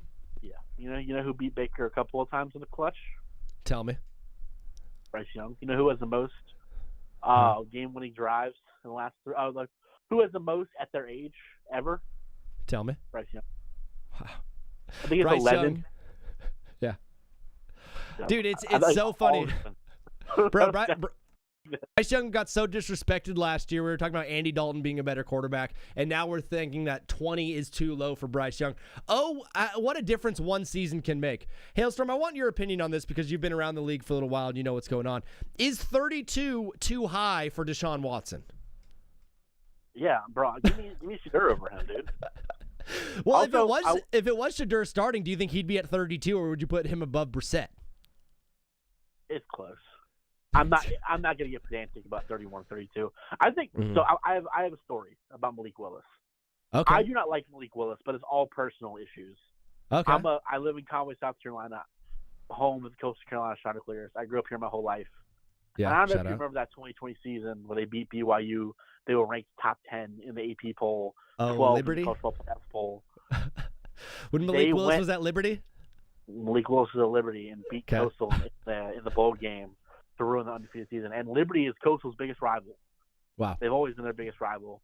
I'm glad they're renewing their series to the point where I don't know if people are tapped into Group 5 football like that. But Coastal's former head coach, Jamie Chadwell, left Coastal to go coach at Liberty. It was pretty nasty. But there's a lot of hatred, animosity, and I still think Malik Willis is too low. That's so awesome, bro. I absolutely love it. Speaking of the Dolphins real quick before you go, Hailstorm, we had a great chat from Dr. Dub His Shirts. Said Tua was a top 10 quarterback a year ago, basically, and just had a horrible offense. Have we ever seen a quarterback fall off more than Tua Tagovailoa after the concussions? Deshaun Watson after the allegations. Oh, there you go. It's the handshake emoji of like getting hit in the head and then like abusing women. Probably shouldn't have said that. Hailstorm, unbelievable stuff. Let the people know where they can get your content before you go. Hailstorm Sports, HALESTORM Sports, on YouTube, and TikTok, Instagram, Yes, Buzzers, cool sports app that I'm on right now. Yes. I also have a hot take too for the guy with the hot take before. Okay. Jacksonville's goat. I got a different goat. It's LeBron 1, obviously, and then number 2 is obviously Concanipple. But the thing is, look at where Concanipple was last year. Look at where Jacksonville was this year. Not too crazy to say. Wow, we got GOAT talk happening right now between. Yeah, Summer League MVP, all the accolades. Yeah, so I mean, Braun's obviously going to be 1-1 forever. All right, until the sun explodes. But number 2, that's up for debate, and Con's number 2 right now, very clearly. But Jacksonville, if he keeps down this path, maybe he's got to hit 267 threes in the regular season, and then he get close. But only 267 more threes to go. Hailstorm, before you go, brother, question of the day. What is the best dessert? Ooh. You strike me as a dessert guy, and I'm not trying to be rude, but you strike me as a dessert aficionado. I got a family of foodies. I want to give the right answer here. Okay, all right. We haven't even gotten cake yet. We got a Pizookie. We got Domino's chocolate lava cakes before we just got regular cake. I mean, this list is already going crazy, and I cannot wait for what you have in store for us. You're a North Carolina guy, so if we're getting a cookout milkshake. A little bit. So my family's big on like pineapple upside down cake. Wow. But I really like the funfetti cake. Like Vox makes funfetti. So yes. what I started when I make pineapple upside down cake, I use the funfetti cake with like the we also make Jello cake in my family a lot. So it's what is happening? Make the Jello with dude, Jello funfetti pineapple upside down cake. I can't write that down. I can't even write that down. Jello funfetti pineapple upside down cake. But no, I can't. I can't just put pineapple upside down cake because you specifically said Jello funfetti pineapple upside down cake. Yeah, it's it's complicated, but it's complicated because it's good. And your family makes this and eats this to celebrate things? No, so we had like the funfetti pineapple down cake was one thing my family made, and then the funfetti like Jello cakes was something that we made, and then I had the idea for my birthday this last year to put them together. So it's a new invention, and it was really good. It's a beautiful mind. He's an inventor. He has great sports takes, but he also invents the world's craziest desserts of all time. It's Hailstorm Sports everywhere you get your sports content and social content. Evan, thanks for tuning in. God bless. We'll talk soon, bro. Yeah, much love, man. See you. Peace. George says Love over Dak. I think Love at 6 is way too high. I would move Love out of the top 15 probably. I would probably move him just above probably Jared Goff and then shift that entire list up. Even if you said Jared Goff is a better quarterback than Jordan Love, I would not be mad at you. But the phone lines are back open. We're getting a caller right now. If you guys want to call into the show, the number's at the bottom of the screen. If you want to watch the show on a different platform, we're live on YouTube, we're live on Twitch, and we're live, of course, here on TikTok. before you guys go, I do have a special announcement for Friday's show. It should be fun. What is up, brother? You are live on TBWZ Widescreen Radio. Is this my friend Will? Of course it is. You know how we do it. Do we know how we do it? Yeah. What's up? Will is calling in from New York City. My brother from another mother. How are you doing, Will? How are the Hamptons treating you? Amazingly. Amazingly. That's not a word. Brother, you're calling into the show. What? Oh. Just staying outside next to the pool. Life's good. Life's good. Hanging out in the pool, splish splashing around. How are the ladies doing? They're fine. Wait, fine. Say what you're about to say? Some fine ladies. You're going to go in the ocean and throw them into waves? That's what you were talking about last time? No. What was the other thing you were about to say? I was just saying, what up, dude? You're calling into the show. What do you have for the people? So I got a cool idea that we should experiment with, even though we've already experimented in Europe a little bit. What do you? I don't even know. What? Pause, bro. Wait. Whoa. We should make what are you experimenting with? No. We should make an Mexican-American football league. Like a Mexico version of the NFL. Wouldn't that be fun? Like you want to play You want to play American football in Mexico? Yeah, we should make like a Mexican NFL. Have you ever met a Mexican in your life? I have. Have you met a Mexican that's above 5'8"? No, but I hear they're really interested in football. Yeah, I mean, so are Asian people, but I'm not going to put Jackie Chan at quarterback anytime soon. Listen, Mexicans are short people. Go on. Who's the that Asian quarterback a couple years ago at the Hound of was it ASU? Was it Asian quarterback at ASU? Oh, there was some like Asian college football quarterback. I remember, like Kyler Murray's Japanese and black. Yeah, that's like mixed race, like a full-on just Asian. I don't think in our lifetime we will ever have just a full-blown Chinese guy playing quarterback. That'd be so cool, though. It would honestly be so sick. You know what? We've never had in the NFL. We've never had to use an interpreter. Like in baseball, a bunch of guys have interpreters because they can't speak English. I don't think we'll ever have a world where we have an interpreter needed in the NFL. Could you imagine a Japanese dude just absolutely running train on the Patriots? That'd be tough. Not gonna lie. That'd be so sick. Let's do that. Let's find a way to. We should do selective breeding like they did and try to build the most powerful Asian ever. Then again, if Shohei Ohtani decided to play American football, I feel like he'd be pretty good. I think he could. I think he was a good running back, not going to lie. Justin said Noah Kim is the guy. Did we actually have an Asian quarterback? Noah Kim. Let me see if I can look this up. Noah Kim, quarterback. Yeah, I mean, well, Hawaii. Okay, all right. Okay, so Hawaii always kind of has like a slightly Asian-looking quarterback. You know what I mean? But are Polynesian people Asian? Not necessarily, I wouldn't say. They're Pacific Islander. Yes. Yes. They came from Asia on boats. So, do you know that Asian people walked to America and then walked to Mexico basically and became Mexicans? I could see that, and then half of them stayed and became the whites. Well, no. They became Native Americans. The white people came from Europe on boats, and they raped and pillaged. That's where we're from. We're from Europe. Yeah, basically. Yeah, basically. Will, how has tennis been treating you, bro? It's been good. All right. We just got a follow from JC229. He's like, yep, I've seen enough. This is a funny show. Will, I am planning on Friday to do a marathon stream where I play the game 82-0 until I go 82-0 in Hoop IQ mode where you can't see the stats. How long do you think that would take me? At least 4 to 5 hours, I would say. I think I'm going to do it, dude. So would you tune in to that stream if we do it on Friday? Definitely. I'll tune in to that stream. But I actually have a discussion topic I want to talk about with you today. Yeah, please hit me. How will my New York Jets do this season with Geno Smith at the hound? At the helm, I believe, is what you're trying to say. A hound it's a synonym for dog. But yeah, he does have that dog in him. Dude, Geno Smith, if you guys don't remember, but 2 years ago, Geno Smith was the best quarterback in football when he was on the Seahawks. And then he had a horrible season last year with the Raiders, but who wouldn't? I'm a little bit higher on the Jets than I was last year. I think Aaron Glenn is an okay coach. The goal, though, for the Jets is to be as bad as possible and to get a quarterback in next year's draft because next year's what?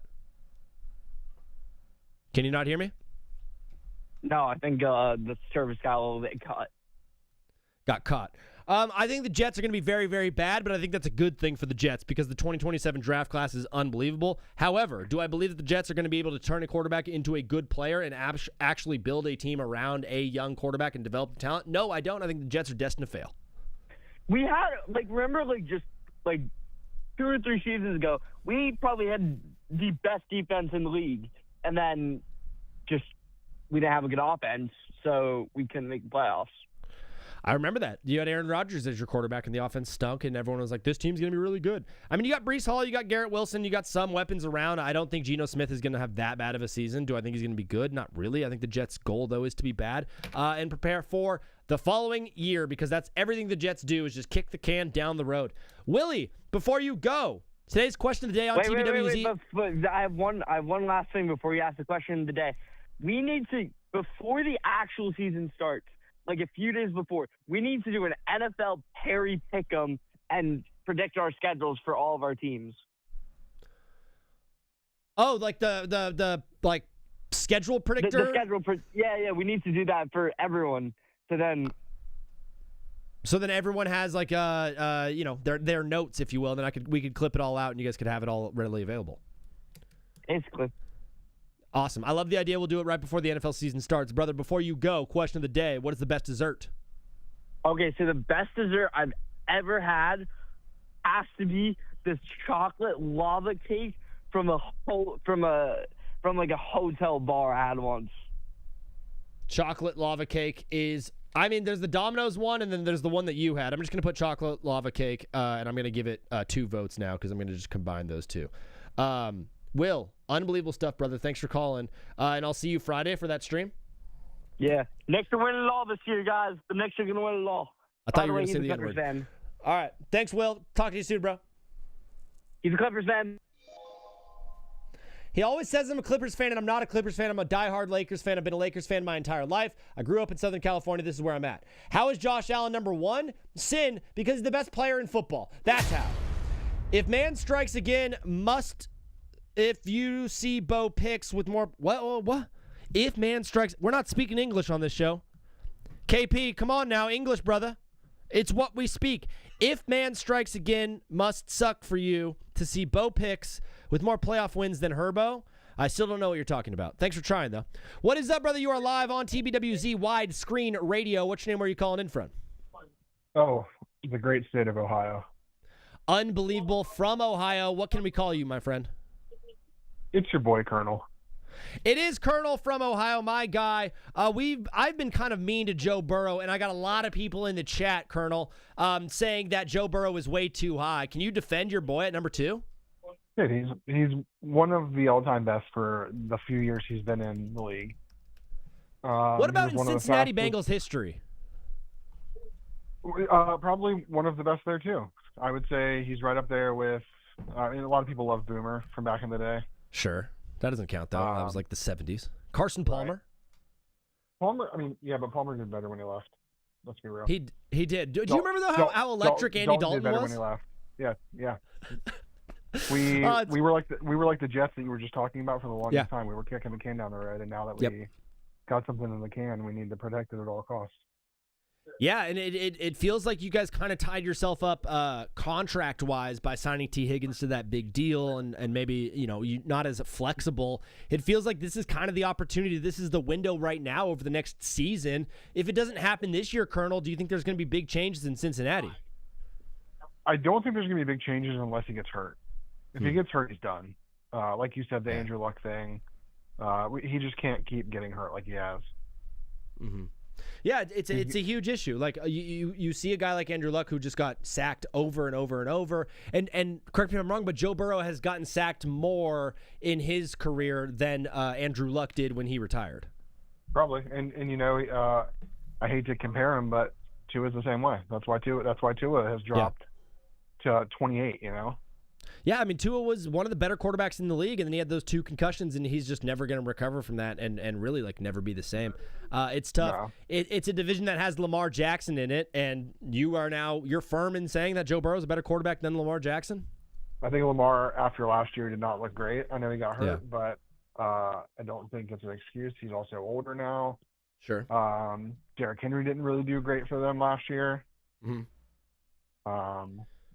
And who's their wide receiver one? Zay Flowers. Pretty much. It's like he's not Jamar Chase by any means. This might be a hot take, but he's not even T. Higgins. Zay Flowers? No, I'd agree with you. I think T. Higgins is a criminally underrated receiver. He'd be the number 1 guy on a lot of teams, like my Chargers. Correct. He'd be our number 1 guy. We're talking about Lamar Jackson and Joe Burrow. Both of those guys have had frustrations with their organization. Which one do you think, if there is one who doesn't retire on their current team, do you think it's more likely to be Lamar or Joe Burrow? Joe Burrow, only because he's younger. Yeah, I think he's got some Lamar more room. Retires, he's just going to be done. Yeah, Colonel, you are an Ohio guy through and through, correct? Yeah, big Reds fan, big Go Cincy. You have a rival in Cleveland, the Cleveland Browns. Obviously, they're going to be starting Deshaun Watson. Do you think there's any? Are they a rival though? I mean, not really. They stink. Do you think there's any chance at all that Deshaun Watson has a good season this year for the Browns? No. I mean, who do they got rid of Myles Garrett, which was probably the worst thing they could have done. Yeah. They lost Chubb last year. They lost Njoku. I mean, what weapons do they have? Like, who is he going to throw to? I'm pretty sure all they have is Jerry Jeudy. Yeah, you're right. So they do have Jeudy. But then even then, it's like what? No. Deshaun can't run. I mean, coming off that Achilles tear was pretty bad. I was at that game actually. Because Cincinnati played Cleveland in Cleveland. You were at the game when they cheered when. It was horrible, dude. Being like a opposite city fan, like we wouldn't have never cheered for that. Like that was disrespectful. Even if he is a predator, even if he is kind of a scumbag, like it's still like he's still a person, Yeah. Dude, that's wild. I remember having like such a I remember watching that on Red Zone, and Scott Hansen's like, "Hey, this game's a complete blowout, and we usually don't show this kind of stuff because it's a blowout. We only show touchdowns, but this is what happened in Cincinnati today." And I was like, or in Cleveland, I'm like, dude, that is unbelievable to be booing your quarterback and to be cheering over an injury of your guy walking off the field. Like Browns fans, dude, I thought they were good people in Cleveland. Turns out, awful humans. Yeah, not the best. Not the best. Colonel, thank you for watching today's show, man. It really does mean a lot that you continue to support us no matter when you're not busy and when you have time to watch it. It means a lot. Of course, man. Before you go, though, you've been hearing it. Today's question of the day, what is the best dessert? So before I answer that, I do want to say one thing, and I just want to say that I appreciate your praise for the Lord. And it means a lot to me, and I think it's one of the reasons why I love the show so much. It's the only reason I have the talent and skill and the ability to do it is because the Lord chose me to do great things. That's right. Appreciate you, man. That means a lot. Best dessert, Cherry Mystic Float from Dairy Queen. Cherry Mystic Float. What are the ingredients? Half slushy, half ice cream. Okay. What flavor ice cream? Vanilla. They use the vanilla soft serve, and then they use a cherry slushy. Have you had the cherry dipped cone from DQ? No, because I always get the Cherry Mystic Float. You got to try it. It's unbelievable. Colonel, my guy from Ohio, my brother in Christ. Thanks for calling. God bless. We'll talk soon, bro. I appreciate it. God bless. Peace. Judy MF said Bo is top 10. No, Bo picks 19. I think he's too high. 19 is too high for Bo Nix. He's not very good at football. He's bad. Where is Indiana Jones? Who is this Dimes person? True. If man, as in Justin Herbert, has less playoff wins than... Okay, get that guy out. Hey, someone kick KP out right now. Hey, listen. There is no being mean to Justin Herbert on this show. If you call into this show and you're mean to Justin Herbert, I'm blocking your number and I'm kicking you out of the chat. We're not going to be mean to Justin Herbert. We're not saying anything bad at all about the Chargers, okay? I'm a biased fan. I'm a bad person in many ways. Lamar will still lose to Pittsburgh twice as always. Matt Cork, what's up with that? Yo, Ty Mitchell, I see you requesting to be in the live. We don't do requests on the show, but we do live callers. This is a sports radio show, so if you want to call into the show, the number is 213-352-5216. If you want to call in and be a part of TBWZ history, sometimes if it's a really good call and there's very interesting things, then I clip it out and put it on TikTok and Instagram. So you guys have seen my posts on TikTok and Instagram. I post live callers all the time. So if you bring the heat and you come in with a good take, I will post your clip. So bring some energy and have some fun on the show. Additionally, on Friday, I believe I'm going to be playing the game 82-0 until I go 82-0. It's going to be a marathon type stream. It's going to be a very, very fun one. Hoping to bridge the gap and get us a little bit closer to football and do some fun things like that. So if you guys want to play that game along with me, I'll be live on Friday, so follow along to be a part of that. Florida Man 25, thank you, brother, for the follow. Mahomes is not it this year. Why do you say that on my way to the stop? Why do you say on my way to the top? Very different. Justin chokes in the playoff. Herbert, stop being mean to Justin Herbert immediately. We're not doing that this year. We are not being mean to my king, my sweet prince. It's not his fault. It's not Justin's fault. Wild list altogether, but how is Caleb top 10? KP, thank you for the follow, even though you're a jerk. Do you think Bryce Young will a ceiling this year? We're not speaking English. Trent Coteau is like, hey, I know it's summertime. I forgot how to speak. Thanks for having me. God bless you, the man. Coming off of that injury. I'm not like a big coming off the injury guy right now because like where we've gotten, that was the dumbest sentence of all time. I'm not a big coming off of the injury guy. The way that we've advanced right now with technology, and especially with injuries, especially with ACL tears, I don't think he's going to really miss a step. I really don't. I think Mahomes is going to be fine. My worry about the Chiefs is less about Pat Mahomes coming into the season, slower because of the ACL. My issue is more about the fact that Travis Kelce's 100 years old, right? Rashee Rice has been in jail the entire summer. He's not very good. X-Worthy is not a very good wide receiver. He's on my fantasy team. He sucked. He's not very good. I don't think the weapons on this Chiefs offense is great. Their O-line is fine. Obviously, Kenneth Walker is really good. The big reason that Chiefs fans are hopeful is because Eric Bieniemy is their offensive coordinator again. And whenever they were good, Eric Bieniemy was the OC, and they got that guy back. And a lot of those guys are saying, well, look, hey, every time that we had Bieniemy as our OC, we went to the Super Bowl. Cool, that's awesome for you. I don't think that season is happening this year. I still think Mahomes deserves all the love that he's getting. I think top 5 is super important for Mahomes. I think he should be in there. The most interesting thing on this list for me, what about 24 and 25, guys? Can we just look real quick at 24 and 25? You got Tyler Shuck and Jackson Dart knotted up with each other. These are two guys that were drafted in the same draft. Very different situations, of course. But PFF is ranking Tyler Shuck higher than Jackson Dart. If you guys remember last year, the media storm around the Giants, you had Giants fans, and that's another home run. I think it's the second of the day. Clark Lee. Brooks Lee, my bad. 15th on the season. It's now 7-3 after the 3-run home run from Brooks Lee. 7-3, Twins over the Guardians, top of the 4th, 2 outs. Yeah, we're watching baseball. Tyler Shuck was on nobody's radar last year. Every single sports media outlet could not stop talking about Jackson Dart when he went on that run earlier in the season. Hey, wow, it looks like the Giants found their franchise quarterback. That's what you were hearing all over the joint.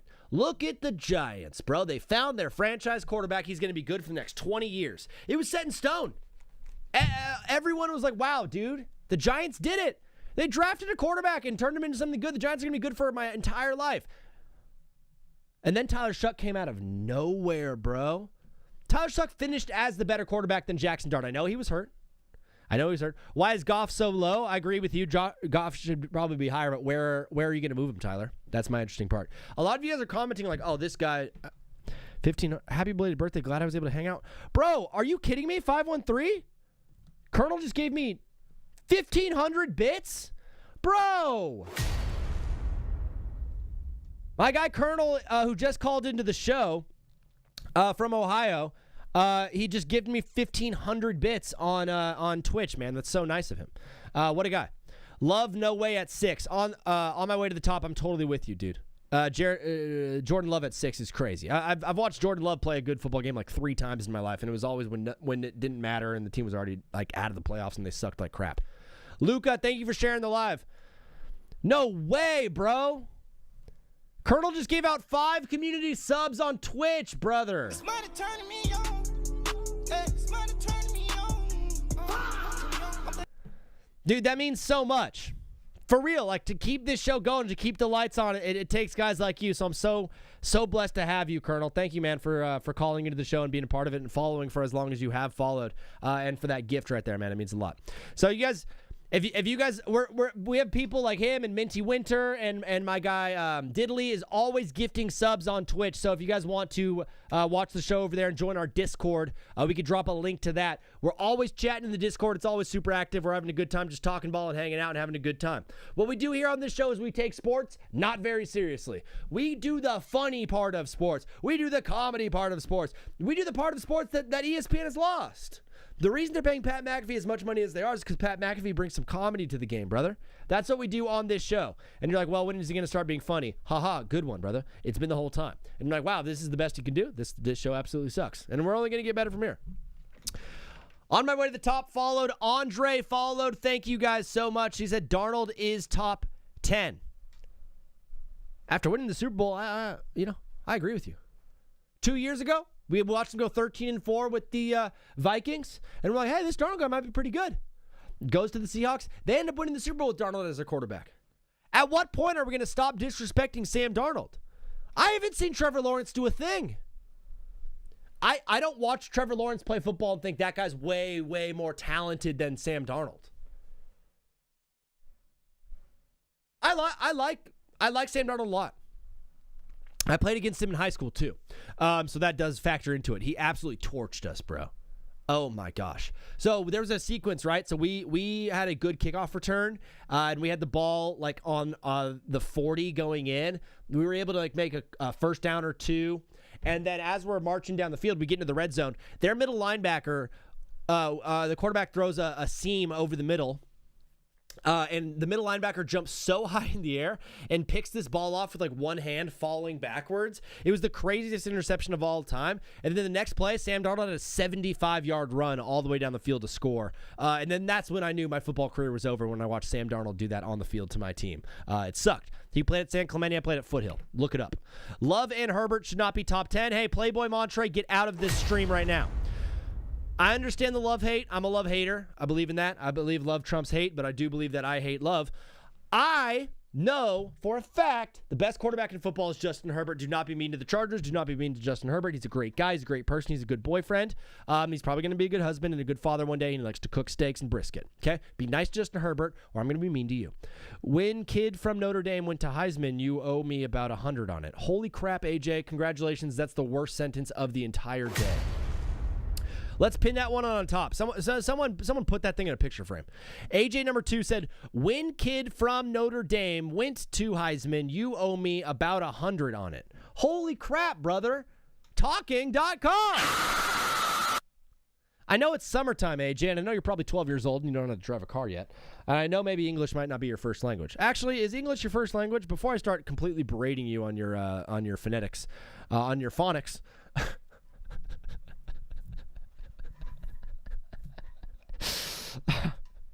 why are you crying? Why are you crying? I was on TikTok and this guy was mean to me. What did he say? He said I'm not good at phonics. Phonics. I mean, they couldn't have chosen a dumber word than phonics for whatever that is. What is phonics? Come on now. I don't know what it is, but I'm hooked on phonics.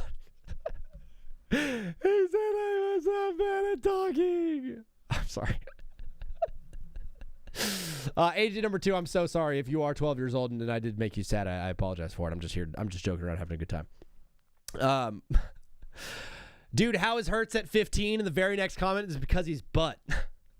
I think Jalen Hurts gets disrespected a lot. I really do. I think Jalen Hurts is a fine quarterback. I think they had a rough season last year. I thought the running game stunk. MK, what's up, bro? Good to see you in the Twitch chat. Fellas, the phone lines are open if you want to call into the show. The number is 213-352-5216. Will is about to play some FIFA. I absolutely love that. I think we might be running out of gas a little bit here. And so I think it might be time to switch to our top 10 wide receivers in the NFL according to PFF. I'm going to get this live right now on the Twitch.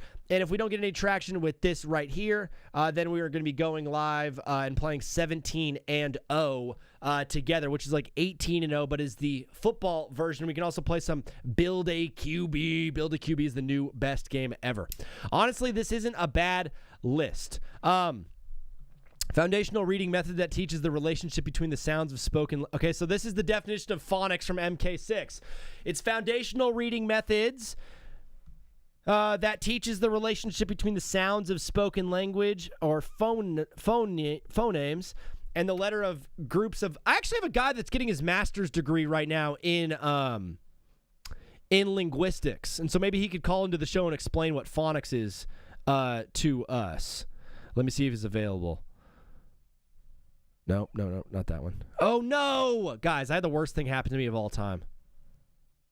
Yeah, holy crap. Dude, I lost my contacts in my phone like 6 months ago, 8 months ago, 9, 10 months, a year ago, and I lost so many contacts, and so my best friend, I don't have anymore. I thought the football one was 20-0. There might be 2. Trash, but JSN is number 1 and Puka is number 2 right after that. You guys are for whatever reason, like really okay with this list. You're okay with Nico Collins being at number 8. You're okay with Drake London being at 10? You guys are fine with Drake London being at number 10. Thank you, Aishan. Where's Egbuka? Nico should not be 8. Nico ain't top 10. OG Saucy, I'm with you. Listen, Nico Collins is a great talent. He's always hurt. I'm not putting a guy on this list who's always hurt, dude. I'm just not doing that. Bears wide receivers don't rank but win in all. Is Luther Burden going to be a top 10 wide receiver once the season is done next year? Will he be? Will he not be? That is the question that I'll be asking. There is a wide receiver that is not on this list that is so glaringly obviously because he got hurt last year, and it's Malik Neighbors. Bro, oh my gosh, one of the chats of the day from Ruben P. Chris Godwin is better than half of these wide receivers. Chris Godwin is. And he has the longevity of improving it over and over and over. I know his quarterback sucked last year, but Justin Jefferson didn't do crap last year, bro. If you had him in fantasy, you know how bad he was. Jamar Chase was okay with Joe Flacco. Amon-Ra St. Brown, I like Amon-Ra a lot, but the 5th best wide receiver in the league, can we just pump the brakes a little bit? CeeDee Lamb is much better than Amon-Ra St. Brown, in my opinion. A.J. Brown at 6, I think they did this just because they're afraid of A.J. Brown. How is there no Malik Neighbors on this list? How is there no Chris Godwin on this list? Trying to think of more wide receivers because I've forgotten about all of them. I know this is just wide receivers, but there are tight ends in this league that are better than Nico Collins. Not going to lie. CD is 4 or 5. How is London top 10? Chris Godwin, ? Horrible take, so bad. Nate DeStefano, 19. Thank you for jumping in here and being nice and mean. I absolutely love that. Aggression is my favorite form of flattery. When you say I'm a stupid idiot, it makes me happy. It makes me feel good. Top. I'm looking it up right now because I'm that bad at this. I mean, he has 517 catches in 5 years. Yeah, I mean, come on, keep it pumping. Fellas, if you want to call into the show and talk about it live, the number's at the bottom of the screen. It is 213-352-5216. Garrett Wilson is not going to get a lot of love, but I think Garrett Wilson is absolutely a top 10 wide receiver in this league. He does some things on the field that not a lot of guys can do. He catches the ball. He runs incredible routes. I think Garrett Wilson is getting mad disrespecting on this list. I know he's old, too. Listen, I know he's old. Thank you for the follow, Devin. Did anybody watch Devontae Adams play football last year? Did anybody watch Devontae Adams play football last year? That dude can absolutely ball out. Terry McLaurin's another guy that I could consider on this list. Terry McLaurin's a guy who was hurt all last year, right? We're forgetting about Scary Terry. I think Will Warren is a better wide receiver than Nico Collins. There we go, MK. Take it today. If Garrett Wilson either wasn't on the Jets or had a good quarterback, he'd be on this list. We are, and you just hit the nail on the head, MK. This list, if you look at it, all of these guys, with the exception of A.J. Brown, have a good quarterback on their team. They have a guy that can get them the football. They have a guy that can find them in space when they're open or when they're not open and put the ball on them. If Garrett Wilson at all had a half-decent quarterback, he would absolutely be a top 10 player in the league. Rashee Rice is a guy that a lot of people are going to have up here. Rashee Rice is an incredible talent. I don't know if he's top 10. I think he's better than Drake London. Tet McMillan is getting some love right now from OG Saucy. Mango says Nico Collins is my GOAT. Yo, I don't take... Logan is still here getting mad at Drake May stuff. Fellas, if you want to call into the show, the number's at the bottom of the screen, 213-352-5216. I'd love to hear your takes live on TBWZ. And if you come in and you bring the heat and you say some funny stuff and you're loosey and you're goosey and you keep it clean, I like to clip those out and put them on TikTok and Instagram. So if you want your call to get clipped out, bring the heat on TBWZ. Jamar Chase is 1 or 2. Hey, dude, T. Higgins should be on this list too. T. Higgins should absolutely be on this list, in my opinion. I think T. Higgins all day is the top 10 wide receiver. I think that's why the Bengals are so good and why they're so vaunted. And why people are so afraid of the Bengals and putting them too low is because they have 2 top 10 wide receivers on their team, bro. Has everyone forgotten about Devontae Adams? Has everybody forgotten about Devonta Smith? Ted McMillan's getting some love. Chris Olave. What about Chris Olave? What do we do with him? Do I think Chase Brown bounces back this year, said OG Saucy. Sure, why not? I think Chase Brown is better when Joe Burrow is healthy. The Bengals season is all dependent on Joe Burrow staying healthy. Come on. Mike Evans at 10. Yeah, Mike Evans has gotten completely forgotten off this list. And he's going to be, well, the San Francisco 49ers are going to be sick next year, bro. So I know I have this list. I don't have a graphic for it, but I was thinking about like what are the best trios in football. So quarterback, wide receiver, running back. What team has the best trio in football? Is it not the 49ers? Kittle, Purdy, McCaffrey? What's the best trio in football? What is up, brother? You are live on TBWZ Widescreen Radio. What's your name? Where are you calling in from? Wait, could you say that again? Yeah, of course. Let me just start this whole thing over. What is up, brother? You are live on TBWZ Widescreen Radio. What's your name? Where are you calling in from? From... This is the worst call ever. What's your name, brother? From Zach. Your name is Zach? Yeah. Oh, my gosh. Okay, wait, no. Mute the stream in the background. So don't listen to the stream. Just listen to the actual phone call so we can, because there's a delay when you're trying to listen to the stream. So you are Zach, and where are you calling in from? From Texas. Zach from Texas calling into the show. Unbelievable stuff, brother. What do you have for the people on today's TBWZ? So, I think Nico Collins should not be on the list. I agree with you. Nico Collins all the way up at 8. He's a guy who gets hurt a decent amount. Yeah, he's talented. He's a great wide receiver. Maybe he could be at 10, but at 8 is pretty crazy. Who would you move into this list if you were moving Nico Collins off of it, Zach from Texas? Garrett Wilson if he had a better QB. Wow. Sounds like a guy who's been listening to the show and a guy who knows football pretty well. Garrett Wilson would absolutely be a top 10 quarterback if he had a half-decent quarterback. In your lifetime, Zach, are the Jets the worst professional team to ever exist? Yes, and probably the Cleveland Browns, too. And then of all sports, what about my Anaheim Angels? I don't know what that is. I just watch football. You just watch football? What team are you a fan of? The Patriots. You're a Patriots fan living in Texas? Yes, I'm bandwagon.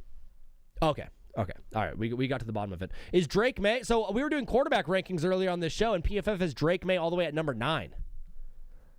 I think that's personally crazy. Too high, huh?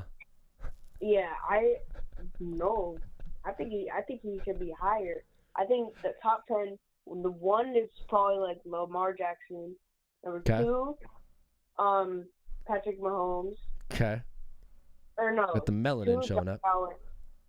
2, Josh Allen. 3, Patrick Mahomes. And then 4, probably maybe Brock Purdy if he's healthy. Okay. No, keep going. And then I can't say the last time, but Drake May 5. Drake May 5. So, okay, let's just go back over that. You have Lamar Jackson at 1, Josh Allen at number 2. At 3, you have Pat Mahomes. And then at 4... At 4,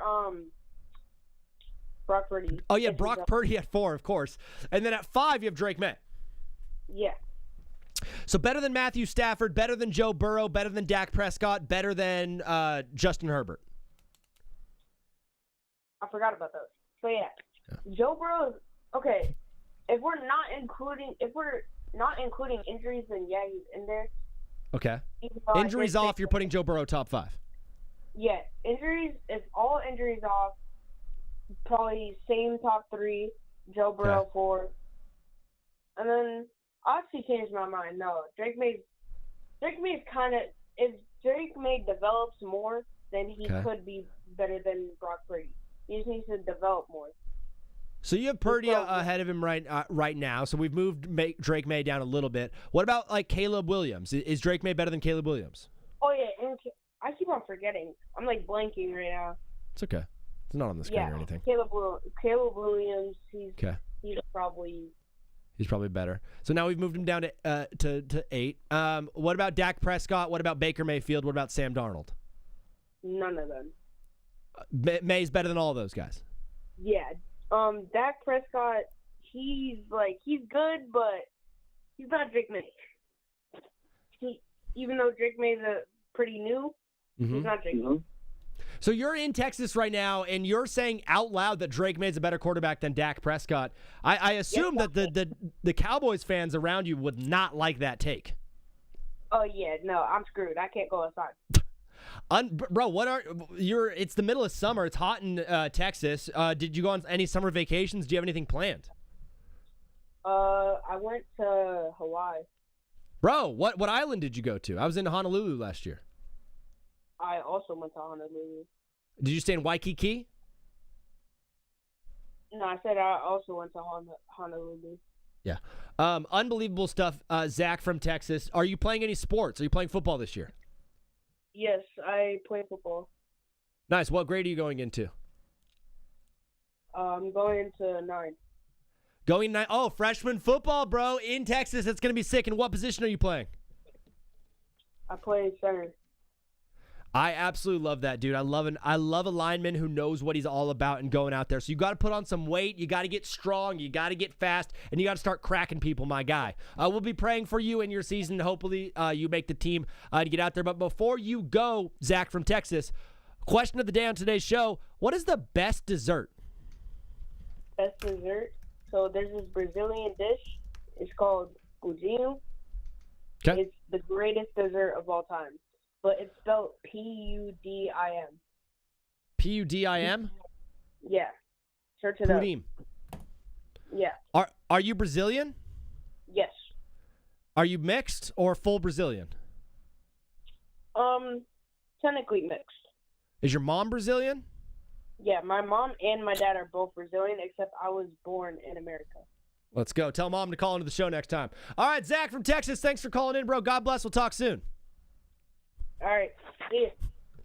Tatum for MVP, thank you for the follow. CJ said never rank again. This is not my list. This is PFF. This is the PFF quarterback rankings, and these are the top 10 wide receivers, according to PFF as well. Yo, Zach from Texas, what an unbelievable call that was, brother. Thank you for rolling with the punches and having some fun with us, dog. How do I join? You just call in, and and the phone lines are open. What is up, my brother? You are live on TBWZ Wide Screen Radio. What's your name? Where are you calling in from? My name's Jaden. I'm calling in from Texas. Jaden from Texas. My friend MK says cheesecake, best dessert. We'll get to that at the end of this call. Jaden, you are on the phone line right now. What do you have for the people, brother? Okay. I've been watching for a minute, and I've noticed a lot of Nico Collins disrespect. Yeah, a lot of Nico Collins hate on today's show. I'm not taking it, man. I just want to educate y'all a little bit, okay? Okay, please. As long as you can do it without cussing. No, I'm not going to cuss. It's fine. Okay. All right. In 2024, okay, In 12 games, he had more yards than anybody in that 12-game span, and then he got hurt. And he had 1,000 yards in 12 games, 7 touchdowns. Yeah. He had 68 receptions. I mean, he was on a run, right? He was winning fantasy leagues with that run. Oh, 100%. And I just want to say that in 2024, he had such a good team around him, and it just fell apart. It did. And so when y'all are over here, he's not top 10. He's not this. When he has a team around him, which he does now, way better team. The Texans have completely, gone out. They got O-line. C.J. Stroud hopefully will be good. We'll see. Dear God. And obviously the defense rocks. The defense is amazing. So, I mean, he's going to be on the field for a good bit of time, especially with that defense. I see a lot of touchdown upside. Yeah. I see him going for at least 1,400 this next year, as long as he doesn't get hurt. If he gets hurt, so be it. 1,400 is a big number. Do you trust C.J. Stroud to get him the ball? I trust him. I do. Yeah. I have a lot of hope in C.J. Stroud, and I think he's going to be at least top 16 next year. I don't know about above that, but we'll see. And you're a Texans fan. Real quick, before we get to what you wanted to say, the running back situation for the Houston Texans is a really interesting one because Joe Mixon just didn't play last year. I don't know what happened there, but he didn't play it down, and now you got David Montgomery. Who's playing running back this year for the Houston Texans?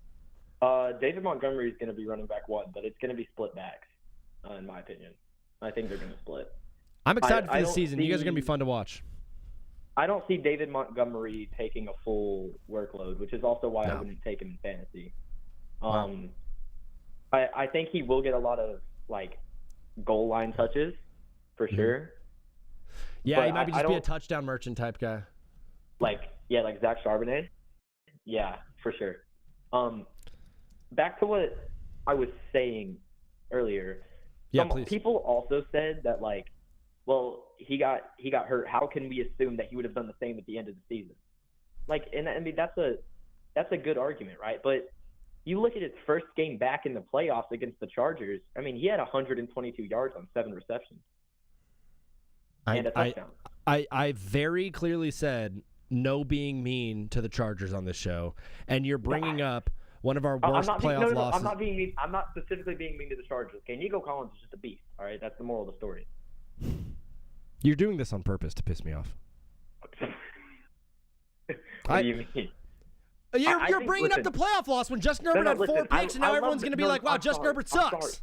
I'm sorry. Okay, listen, I love the Chargers, okay? I have Omarion Hampton on my fantasy team. I have Ladd McConkey on my fantasy team. Wait, have you already drafted? What? Have you already drafted? Yeah. You've already drafted on July 22nd? Yeah. Bro, that is awesome. You guys are fired up for football, bro. Oh, yeah, 100%. I mean, you want to hear my team? Yeah, let's just hear this guy's fantasy team, and then we'll ask him about his favorite dessert. I'll say the starters. I'll just say starters. Okay. We can just go there. And then I'll go. All right. All right. At quarterback, I got Joe Burrow. We think so, we think not? Yeah, I mean, PFF has him ranked at number 2. If he stays healthy, yeah, he's going to be great. I got Bo Nix backup, so, I mean, solid backup. In case something happens, we're all right. Solid. All right. At running back, I have Achane, Hampton. I love that duo. Okay. I do. At Achane is going to be fun. 100%. Wide receiver, Nico, Egbuka, and McConkey. That's a great, wow. Nico, Egbuka, and McConkey? Yep. Great wide receiver core. Oh, 100%. At tight end, I think it was Isaiah Likely. All right. It should be interesting in New York. I'm not sure if I love that, but he's going to get touches. Sure. He'll be tight end number 1, and that offense is going to be really fun. I think Malik Neighbors has a slow start, so Jackson Dart might be targeting him a lot. He's going to produce. Oh, for sure. And then I have Christian Watson and Swift in the back. How many people are in this fantasy league of yours? Oh, this is a 10-person league. 10-person league. Awesome, bro. Jaden, first time calling? Yeah. Bro, you got some confidence to you. I loved your takes. You came in with passion and some aggression. I absolutely love that. We're live Monday, Wednesday, Friday, all throughout NFL season, so please continue to call in and bring the heat and follow along. Before you go, today's question of the day on TBWZ is, what is the best dessert? Mint chocolate chip ice cream. Mint chocolate chip ice cream. Officially, it tastes like toothpaste, but Jaden does not mind that. Minty fresh. Yeah. I absolutely love it, bro. Thanks for calling. God bless, and we'll talk again soon. Of course. See you later, man. Peace. Revenge said, never young again. Broke boy followed the show. Thank you so much. Mint chocolate chip ice cream is on the list. The only dessert with 2 votes right now. I know, and MK keeps saying cheesecake. Cheesecake is not going to make this list. I don't know. I would put cheesecake on this. The list so far is a Pizookie, chocolate ice cream, mint chocolate chip ice cream, Jell-O Funfetti pineapple upside down cake from Hailstorm Sports. Thanks for that. Chocolate lava cake from a hotel that Will went to. Chocolate lava cake from Domino's. A cherry mystic float from Dairy Queen. And then something Brazilian called pudim. That's what we're doing on TBWZ widescreen radio. I thought we were going to get people to be like, cake. Or like, brownies. Or like, I like cookies. And it's like, nah, the weirdest things you ever heard of in your life. Jell-O Funfetti pineapple upside down cake. I'm spitting all over the place. Cam Ward should be 26. He is not worse than Geno and Tua. I mean, that's crazy. That's crazy. 29's too low. It needs to be at 26. The question is 28 too high for Tua Tagovailoa? Have we ever heard of a guy ever hitting his head? Zach, what's your favorite dessert? Let's talk about me. Thank you. Now there's a guy who knows what this show's all about. This show's all about me. It's not about you guys. It's about me and me only. And the only thing I care about is myself. Just kidding. I was actually thinking about that the other day, the idea that I don't have a co-host on this show, and it'd be a lot easier to do the show if I had someone to talk to. And the reason I don't have a co-host on this show is because, one, I don't know, and then two is you guys are my co-host. You guys call into the show. You guys are a part of this show. The reason the show is so great is because of the chat and because of the callers. And it's not just me spewing nonsense. It's us spewing nonsense together. What is my favorite dessert? Cake. Probably cake. Candy. Is candy dessert? Does candy count? Butter cake. I love butter cake. How'd I do 1.0? Mahomes. Oh my gosh. Wait. Are we already doing fantasy football stuff in here? That's crazy. Bo picks. Meanwhile, your quarterback cannot win a playoff game. I said this for everyone to hear. We're not being mean to Justin Herbert at all on this show. So if you only have mean things to say about Justin Herbert or the Chargers, you can go and get lost. Okay? Whoever you are. 9 bullets. Get out of this live, okay? Get out. Do not be mean to Justin Herbert ever. I like Herbert. Candy is candy. Not MK, I'm like, is candy dessert? And he's like, no, candy's candy. But candy, you wouldn't classify candy as dinner or lunch or breakfast. Someone's like, you can't have candy for breakfast. But if you're like, what'd you have for dessert? And you're like, I had a Snickers bar. That's dessert, right? Is candy not dessert? Herbert has 0. Hey, Nate, get out. Nick said, just insert mean thing about Justin Herbert. Get out. If Herbert had an O-line, he's a top 5 quarterback, said Revenge. That's actually a good take. Justin Herbert is soft like sherbet. Get out!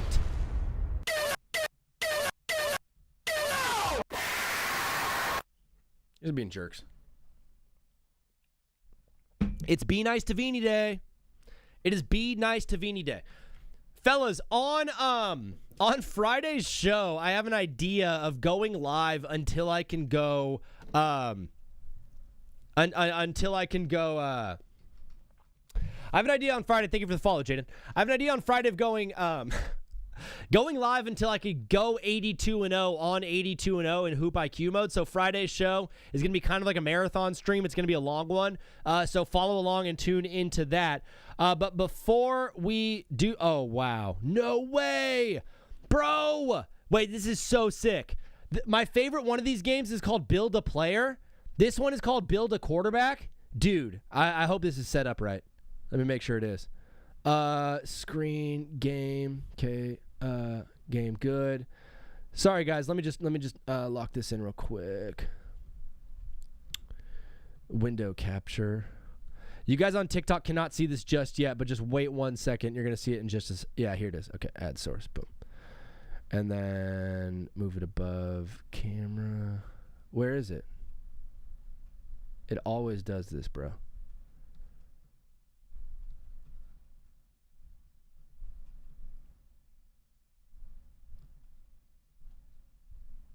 Safari, build a player, apply. Where is it?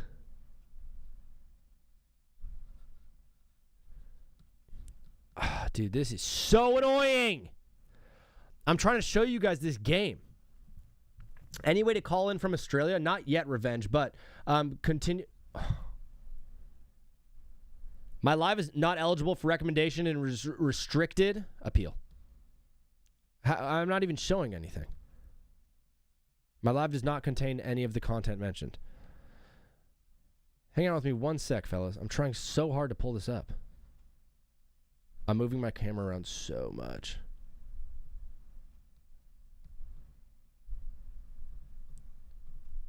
Where is it? Where did it go?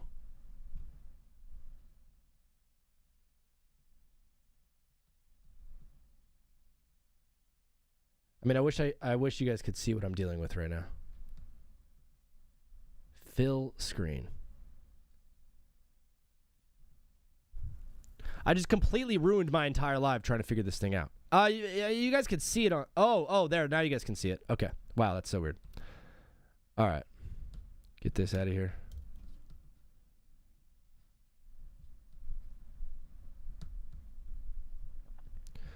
This is my favorite one of these games is this build a QB thing.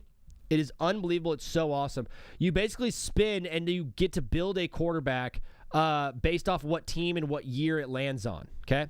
So they just released all-time mode, which is super sick. So we're going to be playing all-time mode right now with the people so you guys can see what this one is like. This is so sick. All-time mode is going to be awesome. Not free, though, unfortunately. Oh, Google Voice. Okay, so we got the Cincinnati Bengals and we got Joe Burrow. This is unbelievable. So then it has right here ranked his attributes. He has an S tier accuracy and touch. So we're going to take Joe Burrow's accuracy and touch. We're 99 overall. We got the hands of Joey B.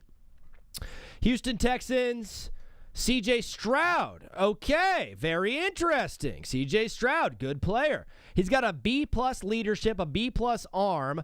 I think we could potentially get a better arm later on. I'm going to take his leadership skills. Wow, this so far so good. Rams, give me Stafford. Wait, something's happening here. I got the vision of Matt Stafford. Okay. But this is going way better than the last time I did this thing. Cleveland Browns, Bernie Kosar. Okay, what was Bernie Kosar good at? Processing? I guess so. We're going to take his processing skills. Dallas Cowboys, give me Romo. Let's go. I got Tony Romo. I'll take the arm of Tony Romo or the pocket presence. I think we might get better arms, but I'm just going to take Tony Romo's arm. Wow, this quarterback's a 99 overall so far. Give me Lamar. Trent Dilfer. Okay, this is where things get bad. We're going to take the build of Trent Dilfer. That's our size. That's our weight. Herbert isn't even top 10, buddy. Ruben, get out. Drew Bledsoe. Okay, pocket presence of Drew Bledsoe. Cincinnati Bengals again. Got Joe Burrow twice. We're going to take his creativity. Wow, this quarterback is unbelievable. I might win the Super Bowl my first chance. And then Trent Dilfer again. All right, this game kind of sucks. And then you spin for a team. This is dumb. Commanders. Oh, no. This can be bad. And then the site breaks. Cool. Let's play 82 now. Or no, we're going to play 17 now.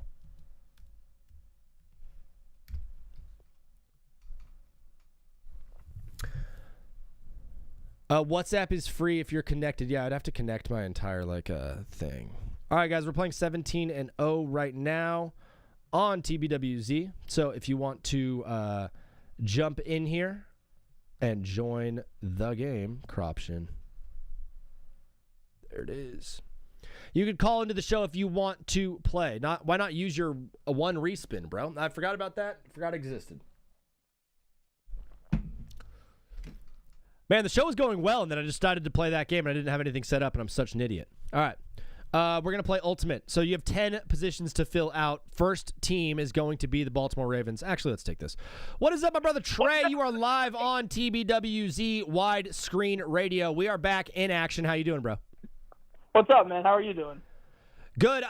Today on TikTok Live, I went live with PFF ranked every single starting quarterback 1 through 32, and we had a lot of things to discuss with that ranking. Okay. Yeah. I'm down to discuss. I don't think I've seen this yet. Is it terrible or no?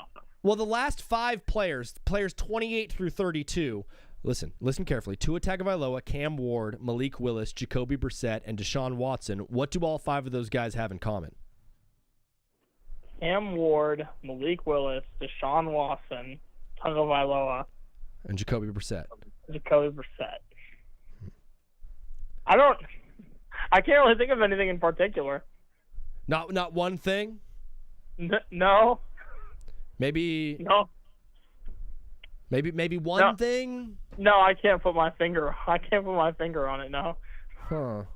Maybe like a quality of a physical nature type thing. Oh, yeah. They both have pretty weak, or all of them have pretty weak arms. Yeah. Yeah, weak arms well, and black skin. I think PFF hates black people. I said it, not you. Brother, they have the thing that people have gotten most mad at with this list right now is Joe Burrow at number 2, above Lamar Jackson, above Pat Mahomes. And then they have Jordan Love at 6.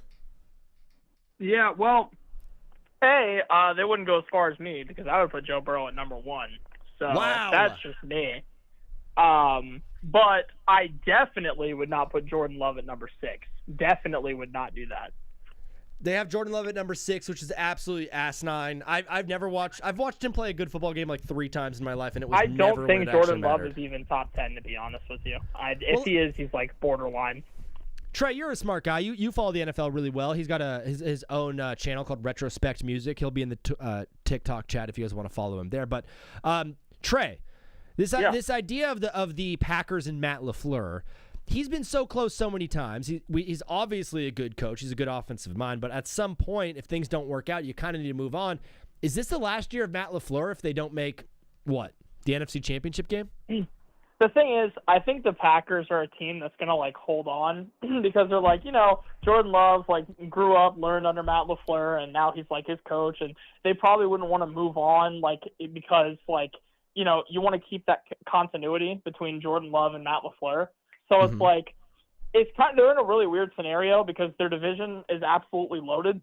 And so it's even if they don't win that much, it's kind of understandable because it's okay, well, everybody else is really good. So the Packers might just kind of settle into a mediocrity thing where they're out in the wild card or divisional every year. I mean, he's a good coach. I think a lot of teams in the NFL, a lot of fans of teams would be I would like him as my coach. I'd be down for that. But realistically, he hasn't produced. He had Aaron Rodgers as an MVP. He's had Jordan Love as an unbelievable talent. They've had weapons. They've had good defenses, and they've just never gotten it done. You mentioned the division. That division's only getting better, and Caleb Williams is slowly taking over as the best QB in that division. Yeah, I mean, I'm personally, I'm low on Caleb Williams, but I understand the point is even with the Bears, as a team, they might be a better team than the Packers. They might actually have a better roster. Front to back, that Bears team has a really good roster. They have one of the best O-lines in the league. They have a defense that forced the most turnovers in the league. They've got really solid weapons. Their tight end duo might be the best in the league with Cole Kmet and Colston Loveland. That team is really good. They are, bro. I'm excited about the Bears. I think that team was, a couple plays away from going to the NFC Championship game last year. I think year 2 under Ben Johnson, I think the Bears only get better from here. Drake May was at 9, and he's right now listed as the highest-ranked 2024 quarterback draft class. He's at 9. Caleb is at 13, and they have Bo Nix all the way at 19 of those 2024 draft class quarterbacks. Yeah, I'm a lot higher on most of the draft class, personally. I have Jaden Daniels at 6th. I have Drake May at 7th. I have Bo Nix at 11th. So I'm a little higher on most of those guys. And where do you have 9? What do you say? Where do you have J.J. McCarthy? Probably 39th, probably. Yeah. Below a couple of other backups. Speaking of J.J. and keep going. I know. I was going to say, if I had to make the selection between Malik Willis and J.J. McCarthy, I'm choosing Malik Willis 10 out of 10 times. So Malik Willis and I'm probably over choosing J.J. Jacoby McCarthy. Brissett, too. Dude, Malik Willis played one game last year when Jordan Love got hurt, and then everyone's like, oh, yeah, he's the best quarterback in free agency. Let's all go after Malik Willis. And the Dolphins are like, yeah, we won the Malik Willis contest. Something really interesting about Malik is that, coming out of Liberty, he was supposed to be a first-round talent, but, nobody wanted him because he played for Liberty. I think low-key he actually might be decent. It's just that, no one really cares because he's from Liberty University. I mean, did we not see him start a couple of games with the Titans? Yeah, and listen, I'm gonna put this out there. The Jordan Love fans are gonna hate. They're gonna hate this. But I don't know. He kind of looks like he runs the Packers offense just as good as Jordan Love does. I don't know.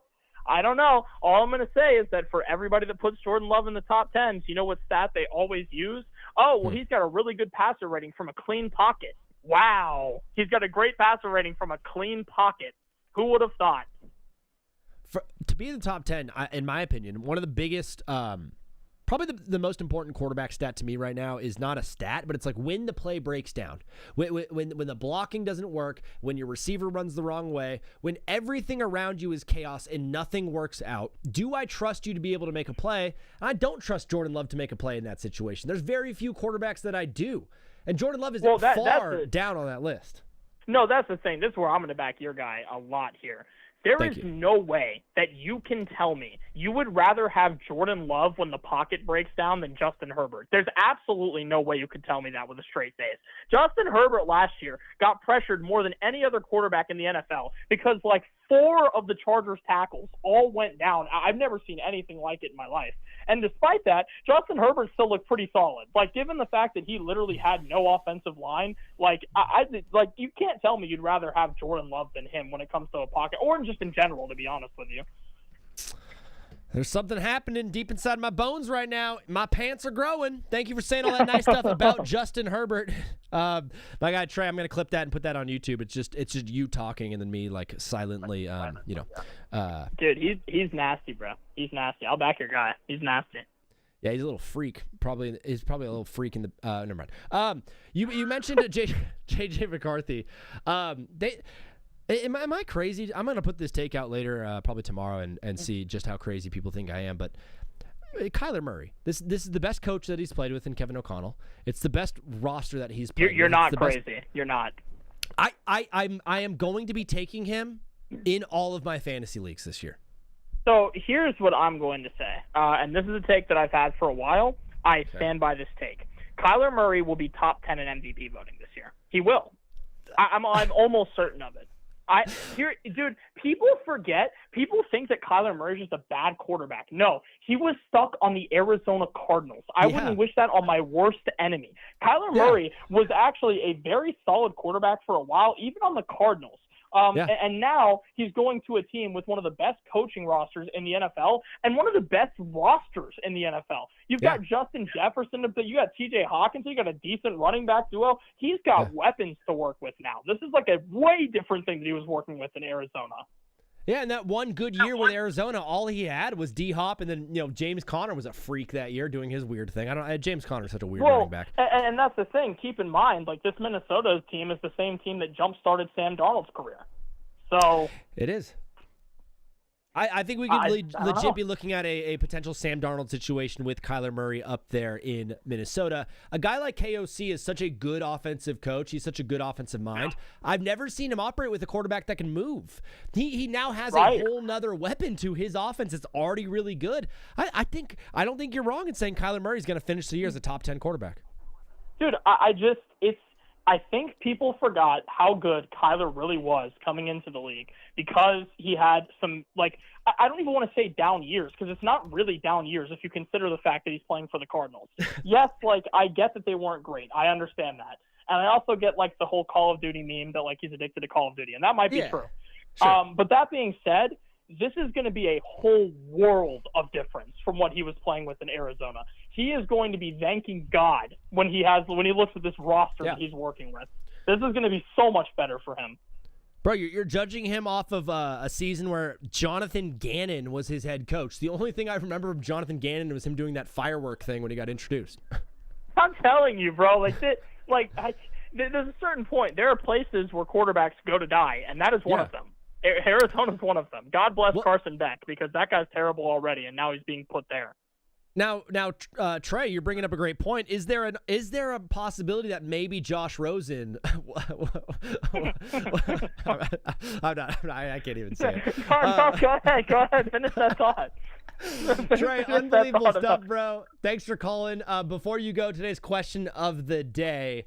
I know you're going to have a crazy, wacky answer to this because you always do. What is the best dessert? The best dessert. Oh, man.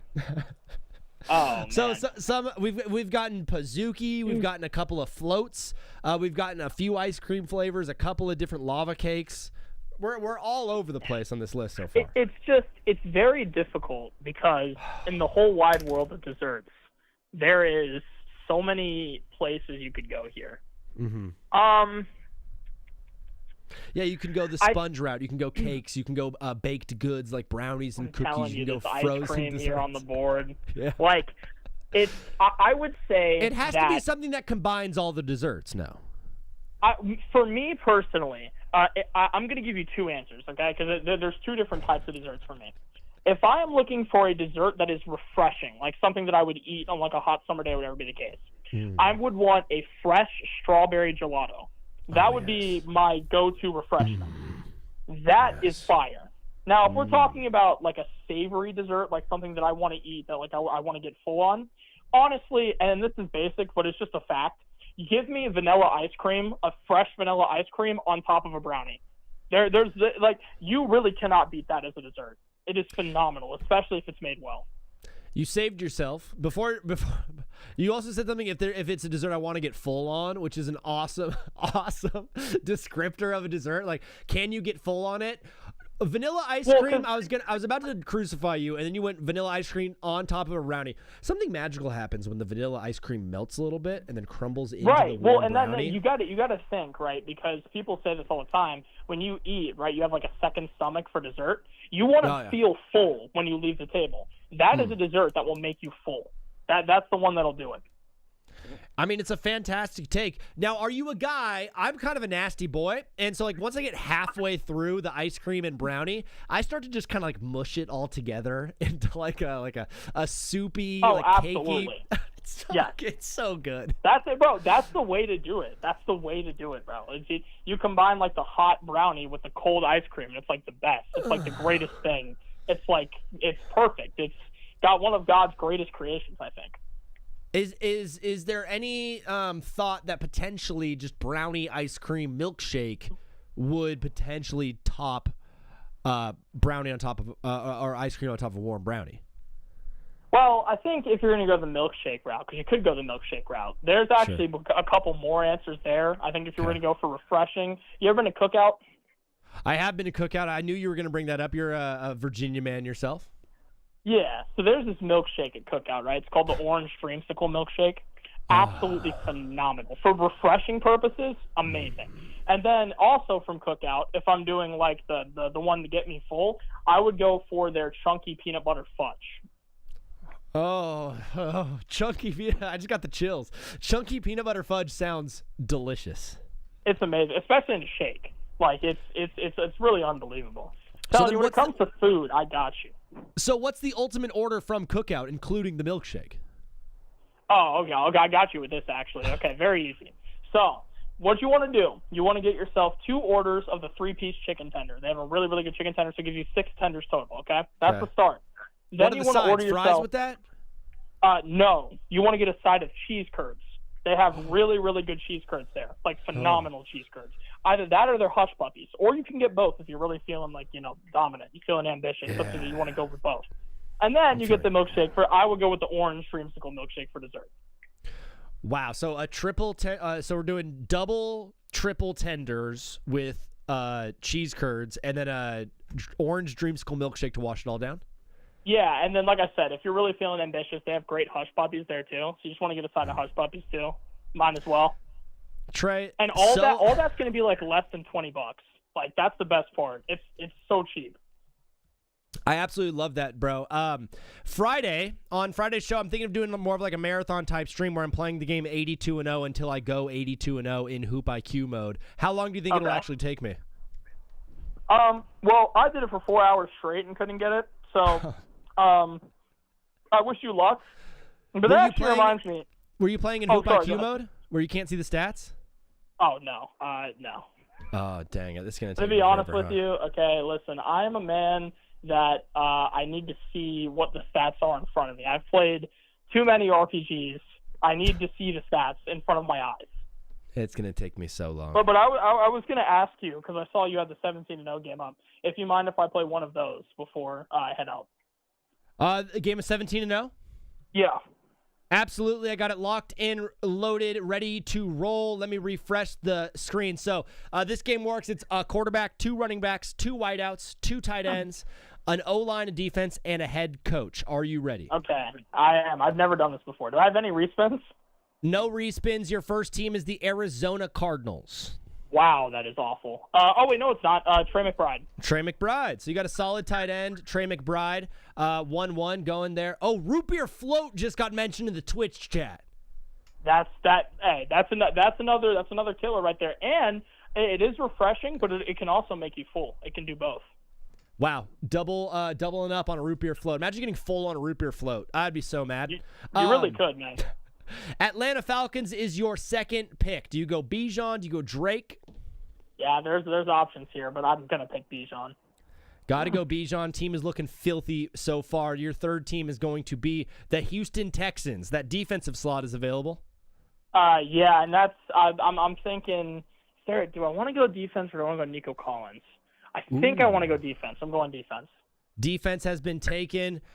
Team is looking filthy right now. No quarterback, no wide receivers, and you just got the Ravens. I think one of those is going to get taken. Yep, give me Lamar.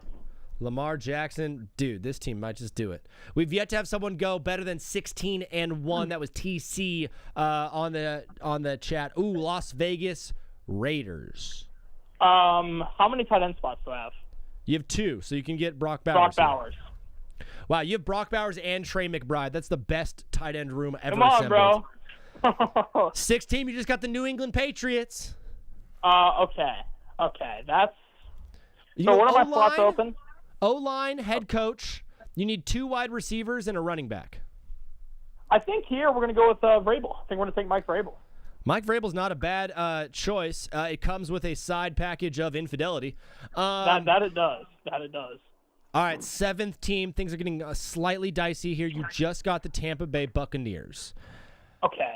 Their O-line's not great. I would avoid O-line here. Yeah, and Mike Evans got traded, so that's not ideal. Mike Evans got traded. Bucky Irving would be your second running back. Could be, and I don't hate it, but do I want to take Emeka Egbuka?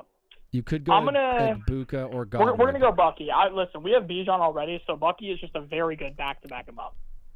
I like it. Bucky Irving, running back 2. You need 2 wide receivers and an offensive line. You just got the Giants. The Giants. Okay, Malik Neighbors. It's either Malik Neighbors or nothing. So Malik Neighbors, last 2 teams. Let's hope you don't get screwed. New Orleans Saints. It's either O-line or Olave, I think. Yeah, I think I'm going to go Olave. I'm honestly okay with Olave.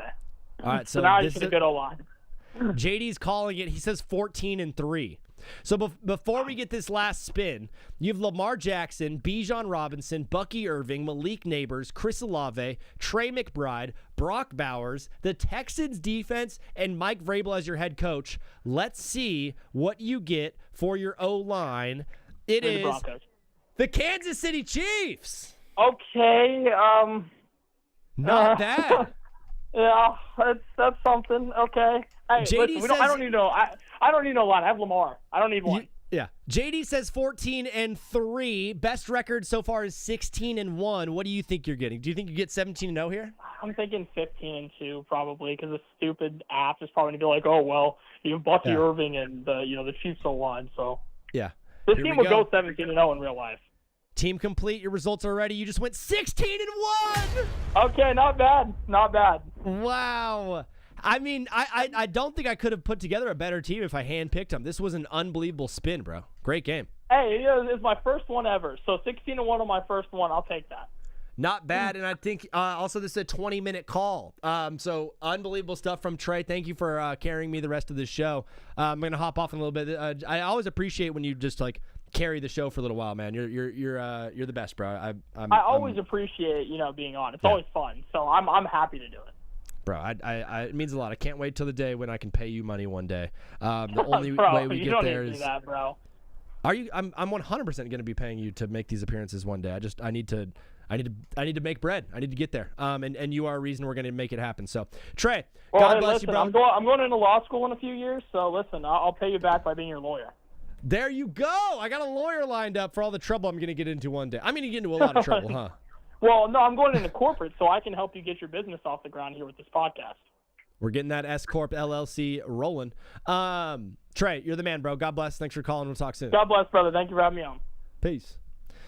My guy Trey just did it. All right.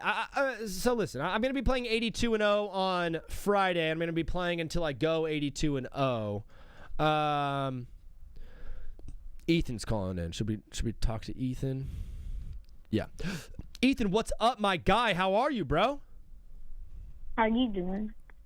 I'm doing okay, bro. You know, it's been I'm kind of tired. I work late at night at a restaurant, so I got I got late night stuff going on. You? Well, I actually have a proposition. I know you ask the questions, but why not I ask the questions today? I mean, this is a fantastic idea. Go for it. Okay, I want your take on the Chargers since I see the poster, and I'm guessing you're a Chargers fan. So, what's your take on them this season? I really like the Chargers this season. Mike McCarthy is a offense, or Mike McDaniels. Mike McDaniel is an offensive coordinator juggernaut. He ran one of the best offenses we've ever seen when he was with Miami. If you remember, that team 2 years ago beat the Broncos 70-0 in a football game. Tua Tagovailoa was the best quarterback in the league. He led the league in yards, total yards passing that year. Tyreek Hill was unbelievable. The running game was unbelievable. He did, for the Dolphins, the best season they've ever had in the past 25 years. The current roster for the Chargers is better than that roster that the Dolphins had that year. So I think they're going to be very, very good. I think we could be potentially looking at the number 1 seed in the AFC. Ooh, that's a hot take. Ooh, okay. Yeah. So since do you guys play the Rams this season? Because they're your brothers on the other side. Those are our brothers. We are playing the Rams this season. I believe it's in November, a little bit later into the year. So I'm excited about that. It's going to be very, very fun, but I'm also very, very nervous because the Rams look very good, Ethan. For you, are the Rams the best team in football? I'm a Panthers fan, and they probably are this season, but I'm happy that we beat them last season. You're a Panthers fan? What? You're a Panthers fan, Carolina? Yeah, Carolina. So, Ethan, Pro Football Focus, that they do the rankings on like Sunday Night Football, like below the name where it's like PFF ranking. PFF just released all 32 starting quarterbacks ranked, and they have Bryce Young at 20, just below Bo Nix, Baker, and C.J. Stroud. How do you feel about that ranking for your boy? Be honest, led the league in late drives to win the game, and he was balling. Yeah, the first half of the season, the first 3 games of the season were rough, but he evolved from it, and he's learned, and he's got better weapons this season. We got Chris Brazzell, and he's elite, but we also got weapons like Jalen Coker, Terrell McMillan. We just got to find that right tight end, and our defense is already built. We got Jalen Phillips, Devin Lloyd, J.C. Horn, Mike Jackson. Yeah, we're pretty strong. Derek Brown. It's just if the offense can handle, and I know Bryce Young can handle it in the situation. So I think Bo Nix, I'm surprised he dropped that far, but I think maybe 16 or 14, I would say. It's a very fair ranking and a really good assessment of the Carolina Panthers. They made the playoffs last year with the losing record. They won. It was not a very good division last year, but they did win it, and they did beat the Bucs when it mattered most. Are you higher on the team this year than you were last year? Like, are you guaranteeing playoffs for the Carolina Panthers? Definitely. Saints need one more year. I know we lost to them, but to be honest, we should have tied that series. Lathan Ransom, I don't blame him, but he accidentally had a late hit, so the Saints could win the game with a field goal. That should have been a tied game, not tied game. We should have won that by 1, but it's fine. We can move on, and we've got better players this year. And yes, I am super excited, more excited than last season. I absolutely love that, Ethan. The World Cup just finished up, and people are really, really into, like, for whatever reason, people are really into soccer right now because the World Cup just finished up. Is there any chance at all that one day the biggest sport in America is not American football, but it's this European football? I love soccer. I play soccer. I want to go pro in soccer. But Americans just love football. It's not going to work out for soccer. We see MLS next. Yes, it's getting stars, but if you all look at those stars, they're old. It's nobody young. And you see all the American stars, they're in England. They're not even in America. So sadly, I don't think it's going to evolve into America. You have so much wisdom. I appreciate you being on this show and being a part of what we're doing here at TBWZ. My friend Ethan, one of the best callers ever. Before you go, brother, today's question of the day: what is the best dessert? Before I leave, I also have one more thing, but I'll answer this. Okay. I was wondering if I could play the 17-0 thing, but the dessert. In Connecticut, we have this place called Mel's. It's between two, again, like the other caller. Okay. A chocolate Oreo milkshake. Wow. Or cheesecake. I really like cheesecake. Cheesecake and I'll give you both, bro. Oreo milkshake and cheesecake officially on the board from my friend Ethan. And yes, you are one of my brothers. You're one of my OG callers. You're one of my guys, so we can play a game of 17-0. Are you ready to get after it, my friend? Yes. Let me just adjust some things real quick with the camera. Do it like that. And then I'm going to go here. I'm going to scroll a little bit. All right. First round, let's get after it. You've got a quarterback, 2 running backs, 2 wideouts, 2 tight ends, an O-line and defense, and a head coach to build. And your first pick is going to be from the Los Angeles Chargers. Who are you going with? Well, give me Lad. Lad McConkey? Yeah. We're going to go with Lad McConkey at wide receiver. I love it. What a guy. J.D. Walker, I'm so sorry. Good to see you, though, J.D. Carolina Panthers is your second one. That's your team. That's your squad. Oh, my squad. Oh, I might take Bryce. You might take Bryce. What about the defense? You know what? I'm going to take Terrell McMillan. Not going to lie. You're going to take McMillan? I trust him. Yeah, he reached 1,000 yards in the season. He didn't drop a lot of balls. Speaking of, you know a lot about that. Tutorial, McMillan, and McConkey. You have 2 mix on your team. Unbelievable stuff. Maybe we can get a head coach in McDaniels. But you just got the Jacksonville Jaguars. Oh, shoot. I was going to get Travis Etienne, but he went to the Saints. He did. They still have BTJ. Well, you don't need any more wide receivers, so you're good there. Yeah. You can obviously go with Trevor. You can go with the defense. The O-line's not bad. Liam Cohen's a decent coach. Oh, yeah, give me Liam Cohen. He's pretty good. All right, we're going to go with Liam Cohen. You got 3 positions filled out of 10, and you just got the New Orleans Saints. You are getting some rough luck, my friend. New Orleans Saints? Yeah. Oh, get those people. Get them out of here, bro. I wish I could redo it, but you can get Kamara as your running back. Oh, Trevor Etienne Jr. That's perfect. Trevor Etienne Jr. Travis Etienne. Travis, yeah. Sorry, because Panthers, his brother. I love it. Travis Etienne is officially your running back. Pittsburgh Steelers. Oh, my gosh. Defense. Give me defense. Defense is a great choice there. Steelers defense should be fine. Your 6th pick is going to be the Cleveland Browns. Wow. What do I have left? Tight end and what? You need 2 tight ends. You need a running back. So you can go with Quinshon Judkins. You need offensive line and a quarterback. Offensive line is cooked. Yeah. Quarterback, no. Give me no David Njoku signed with the Chargers too. Yeah, Harold Fannin is their tight end. Just give me their running back. All right, we're gonna take Quinshon Judkins at running back. He's a good player. He's the second starter because we got Travis. Travis or Trevor Etienne. Yeah, one of them. Then, dude, this is crazy. You were getting the worst luck ever. You just got the Miami Dolphins.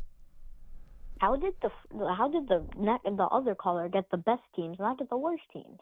I know, it's so rude. It's rigged. Their tight end is Greg Dulcich. Their O-line is okay, or you go with Malik Willis. I don't know. Oh, I swear, if I get like their Las Vegas Raiders next. Oh wait, no, that would actually work out. I guess I'll take their O-line. Their O-line, Tokyo Tay 420 said, "Hey man, what's up? Love the mic quality. What mic is it?" It's like a really old Audio Technica that I got in 2020. It's more the settings that I have on OBS that are really nice. Seattle Seahawks, there you go. You need a tight end and a quarterback. Sam Darnold.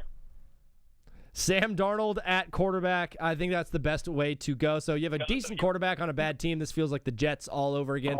You just got the Chicago Bears. They have two great tight ends. You get Cole Kmet or Colston Loveland. Give me Kmet. Give me Kmet. And then your last pick, your tight end is going to be from the Atlanta Falcons. You got Kyle Pitts. Oh, come on. Get these people out of here. All right, team complete. Let's see. You went 9-8. That's the worst we've ever had. Hey, wait. Can I tell you something? Ethan, you just broke a record for worst team we've had. What do you want to say? It's rigged. Okay. It is rigged against you. Of course it is. Ethan, one of my favorite callers, bro. Thanks for hanging out with us. We'll talk soon. See you soon. Peace, bro. Oh, my God. My heart is broken. My heart is broken. 9-8 is so bad. Tokyo Tay feels bad for Ethan as well. So do I, my friend. So do I. That is a very, very tough one. Fellas on Twitch, thanks for following. Thanks for watching along. I'm going to be live. JD, yeah, soon. Pretty basud. I'm at 251 right now. I can go for 3. But that's probably it. Let's put I just wanted to do 17-0. JD, hop up. Let's play. I'm going to do one real quick. I'm actually going to do a build a QB. No. Wait. Let me one sec. How do I find this? Shoot. I had a friend on one sec. I had a friend on TikTok send me he actually made one of these. It's called like Build a Baller, and it's like the Build a QB version, but it's for I had a friend on TikTok send me a website that he made that is essentially build a quarterback, but it's for yeah, here it is.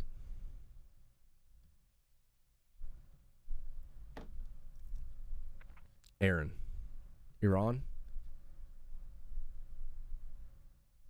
Yeah, you're on.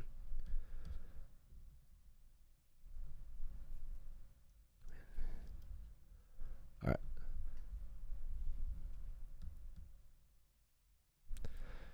Yo, so my homie Iran made this website called Build a Baller. It's kind of like that 82-0 like world of games where it spins and it's like a lottery. So let's play Build a Baller. Wait, this is a brand new one. It's called Build a Baller. Let's check it out.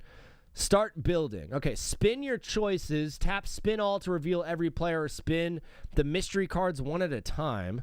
Just spin them all. Oh, there's women here. Okay, Jason Williams, DeMontis Sabonis, and Nikola Jovic. What is going on? What's up to do my height, weight, and wingspan from these three guys? Okay, Jason Williams, no, I'm not going to. I mean, I could take DeMontis' size. Jovic has really good reach. Let's take Sabonis' height. Okay, so we're 6'11". And then we're going to go Jovic's wingspan. And if I do Jason Williams, I can't be 190, 6'11". That's too much. So we're going to... How do I get rid of him? I can't... So I have to bench him. Okay, so he's getting benched. This is so strange. What is this? Tap to spin. Josh Okogie. Can I take his weight? I mean, my speed went down. 213 is too light for 6'11". How tall is 211? 6'11. And I can't put him. All right. Okay, so my build is done. Now time for my athleticism, tools, and motor. This is round 2 of 6. This game is crazy, bro. Amari Stoudemire, Ben Shepard, and Vasilji Mičić. I mean, I just lack of ball knowledge. Let's take Amari's athleticism. That's 100 athleticism, so we're looking pretty good here. Ben Shepard has bad speed, decent durability. Is Mičić fast? No, let's bench Shepard. Oh, wait, what about Williams? Yeah. Okay, so your guy on the bench, then you can use for later rounds. Okay, so Jason Williams, white chocolate, we're going to give him his speed. Half decent. Our speed went from -4 to -2, so that's better there. And then bench slot, Williams can now be used or saved for later round. Okay, so we used him. Now but should I be able to move someone else to the bench? Who has a better durability? Ben Shepard. All right, Ben Shepard's durability.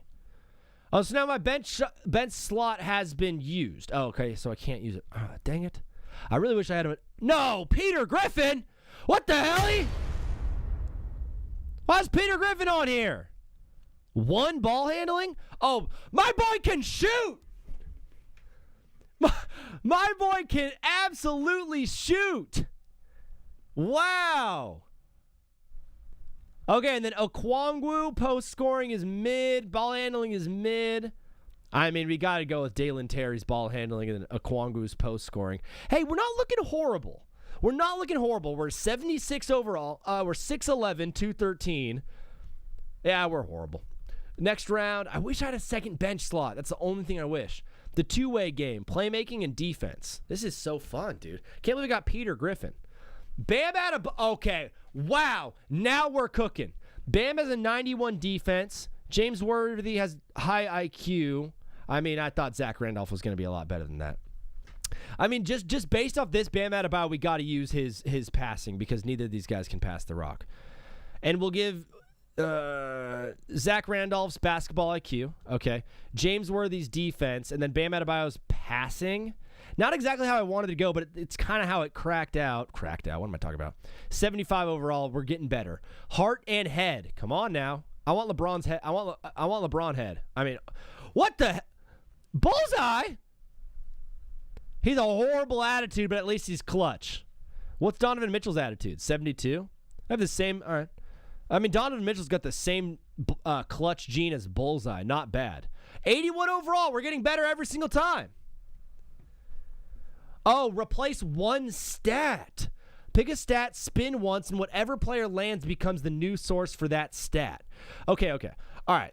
Obviously, we're looking at ball handling, and we're looking at our defense not being very good. We're also looking at our weight, though. I think we could just improve if our weight was better, because right now we are a freaking stick. We're 6'11". I feel like...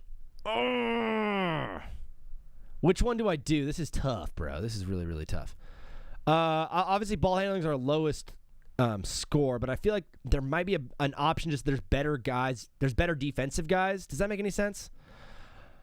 Oh, and because of our weight being low, our ball handling is actually 59, and our defense is 6. Okay, yeah, we need to be able to handle the ball if we're 6'11". No, we need to play defense. Be a real man. Spin. I'm replacing my defense with Scotty Barnes. I absolutely love it. We've jumped all the way up to an 84 overall in this game. 92 physical, 7. Let's see our player. Okay. All right. Well, so there's something physically wrong with this guy. He doesn't have a neck. He's a quality two-way starter. I love it. His strength, he plays above the rim. He spaces the floor, handles pressure, guards multiple positions. Well-rounded profile is our weakness, so we're just not well-rounded. We're a big body. Oh, player drawing unlocked. So you unlock player drawings as you go. So I'm going to build bonus. I'm going to stretch big. A big frame. Dude, this is so awesome. This game rocks. Wow, shout out to my friend who made this game, Iran. If you guys want to play, it's build-a-baller.com. What a great game. This was awesome. I want to play again. All right, there's a clip from my friend Iran. I'm going to post that for him and give that to him, and so he could post that. So it was just a little thing for me. JD, you wanted to play this, or do you want to play the Build a QB? Or do you want to play 17-0?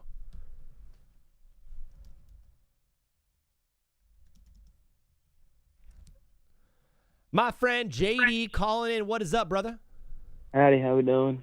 Howdy, howdy. Do you want to play that game I just played, or do you want to play 17-0, or do you want to play Build a QB? I want to do 17-0 because I want revenge. 17-0. My brother Ethan, who just got absolutely crushed, some of the worst luck ever, just went 9-8. That's very, very tough. Let's hope you get some better luck. Your first team is coming up, my friend, and you just got the Arizona Cardinals 1-1. Trey McBride. Trey McBride off the board. We're going to continue to roll with it. Your second play. Oh, Carolina Panthers. I think is their O-line half decent? I don't know. Their defense is improved. I know you do. I'm also a Bucs fan. Like, I hate the Panthers. Their defense is half improved, which is, good. I mean, is his head coach? I mean, he's not stupid. Canales is not stupid. I think that might be wise. Dave Canales? I'm gonna take the head coach. It's either him or Tet McMillan or like Tet McMillan's too young. I'm gonna take whatever his name is. Taking Canales as head coach. I don't like it. I mean, I don't hate it. I like it. You just got your team, the Dallas Cowboys. Yes, that's what I'm talking about. Now, do I take George or CD? Or what about the running back? What about Javonte Williams? No, he's not good enough. He's not on the level of George Pickens or CeeDee Lamb. I'm gonna take CD because I'm gonna take CeeDee Lamb. Taking CeeDee Lamb. What are we watching? Braves, Padres, middle of 7. Yeah, we're going to watch Braves, Padres. 1-1, middle of 7. You said CeeDee? Yeah, I said CeeDee. Did you also see that the Red Sox are on a 15-game winning streak? Are you nervous in the AL West? Started. No, I'm in the AL East. But, yeah. All right, well, okay. I made a mistake, and you're being a jerk. Hey, I'm sorry. All right, I know what you're going with defense. You just got Houston. Oh, yeah, defense. That's what I'm talking about. Nothing else is good on that team, especially turn the ball over C.J. Stroud. You just got a team with a lot of options. You just got the Los Angeles Rams. I think I'm going to make the best wide receiver duo, Puka Nacua. Is there any thought to go offensive line here? There is. And there's also thought to go Matthew Stafford. But you want to go with the vampire himself, Puka Nacua? Yeah, I want to go with the biting fool. Yeah, biting fool. That was my second option before vampire guy. Denver Broncos. I know where you got to go here. Let's see if you can figure it out. I just got to go O-line. Yeah, you do. Broncos O-line is elite. Dude, this team looks really, really good. So much better than Ethan's. Sorry, Ethan. And you just got the Chiefs, bro. The Chiefs? Yeah, Kenneth Walker or Mahomes. You need 2 running backs, a quarterback, and 1 tight end. I forgot to have Kenneth. Oh, do I take the Super Bowl MVP or Patrick Mahomes? I think I'm taking Mahomes. I think I have to. So, all right, I'm not taking Kelsey. Smart. Yeah, two running backs and 1 tight end left. Let's see. And you just got the New England Patriots. It's either Hunter Henry. You want Henry? Yeah, they have Hunter Henry. It's either Hunter Henry or Travion Henderson or Ramondre Stevenson. I don't like any of them. Same. Hunter Henry? Yeah. Officially. Doesn't feel like you're going 17-0, but maybe you can because you just got the Jets. Great. Breece Hall. And then running back 2 officially is going to be from the Bengals. All right, Chase Brown. Brown or Samaje Perine? Oh, Samaje did go to OU. Yeah. Sooner. And he still has the NCAA rushing record, but I'm going to take Chase Brown. All right, Chase Brown officially. Let's get after it. Let's see. Your team I'm going to guess 12-5. 15-2.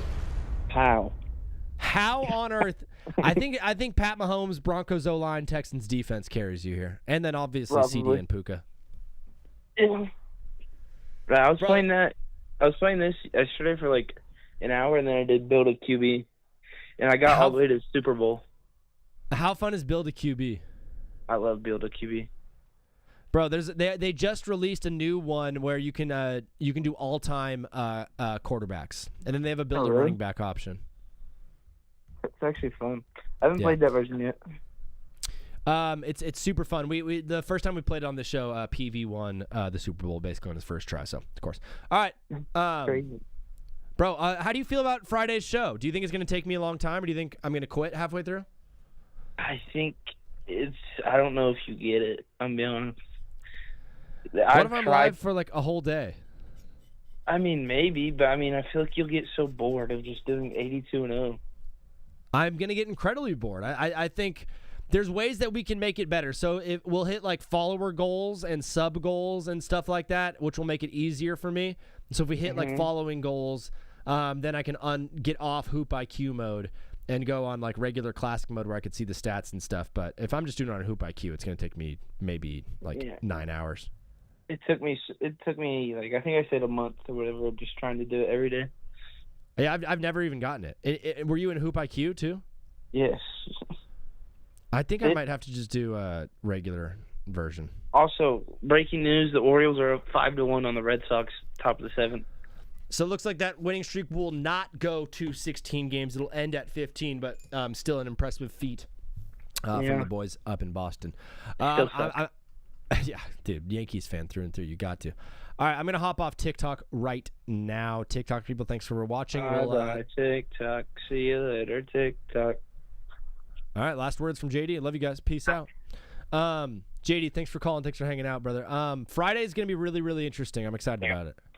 Yeah, I wish I have to work 9 hours that day. 9 hours? You're working OT? Or do you have a second job? No, that's just what they scheduled me that day. 9 hours? So you're going to get overtime? No, I don't. I get one break. And then one 30-minute break, so I work 8 hours and 30 minutes on Friday. Dude, I'm so sorry. This isn't your first job though, right?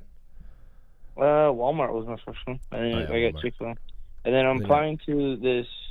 My dad's like friend is like son works for this company where he's a technician, whatever, and he works 3,500 to 4K a week.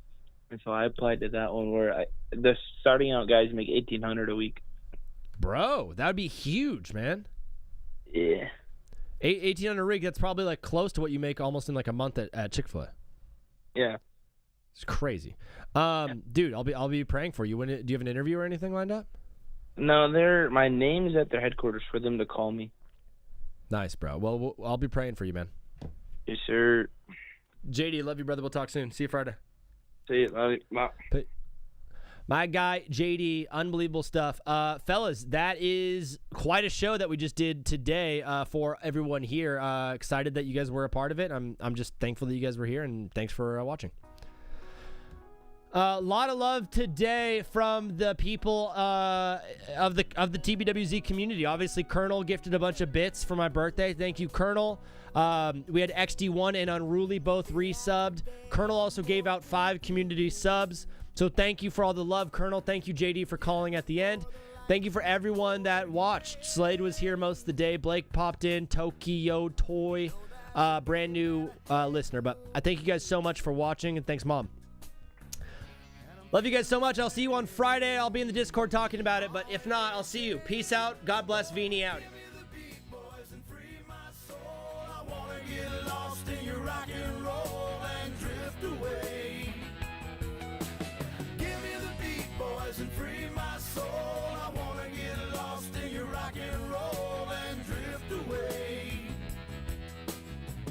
Won't you take me away?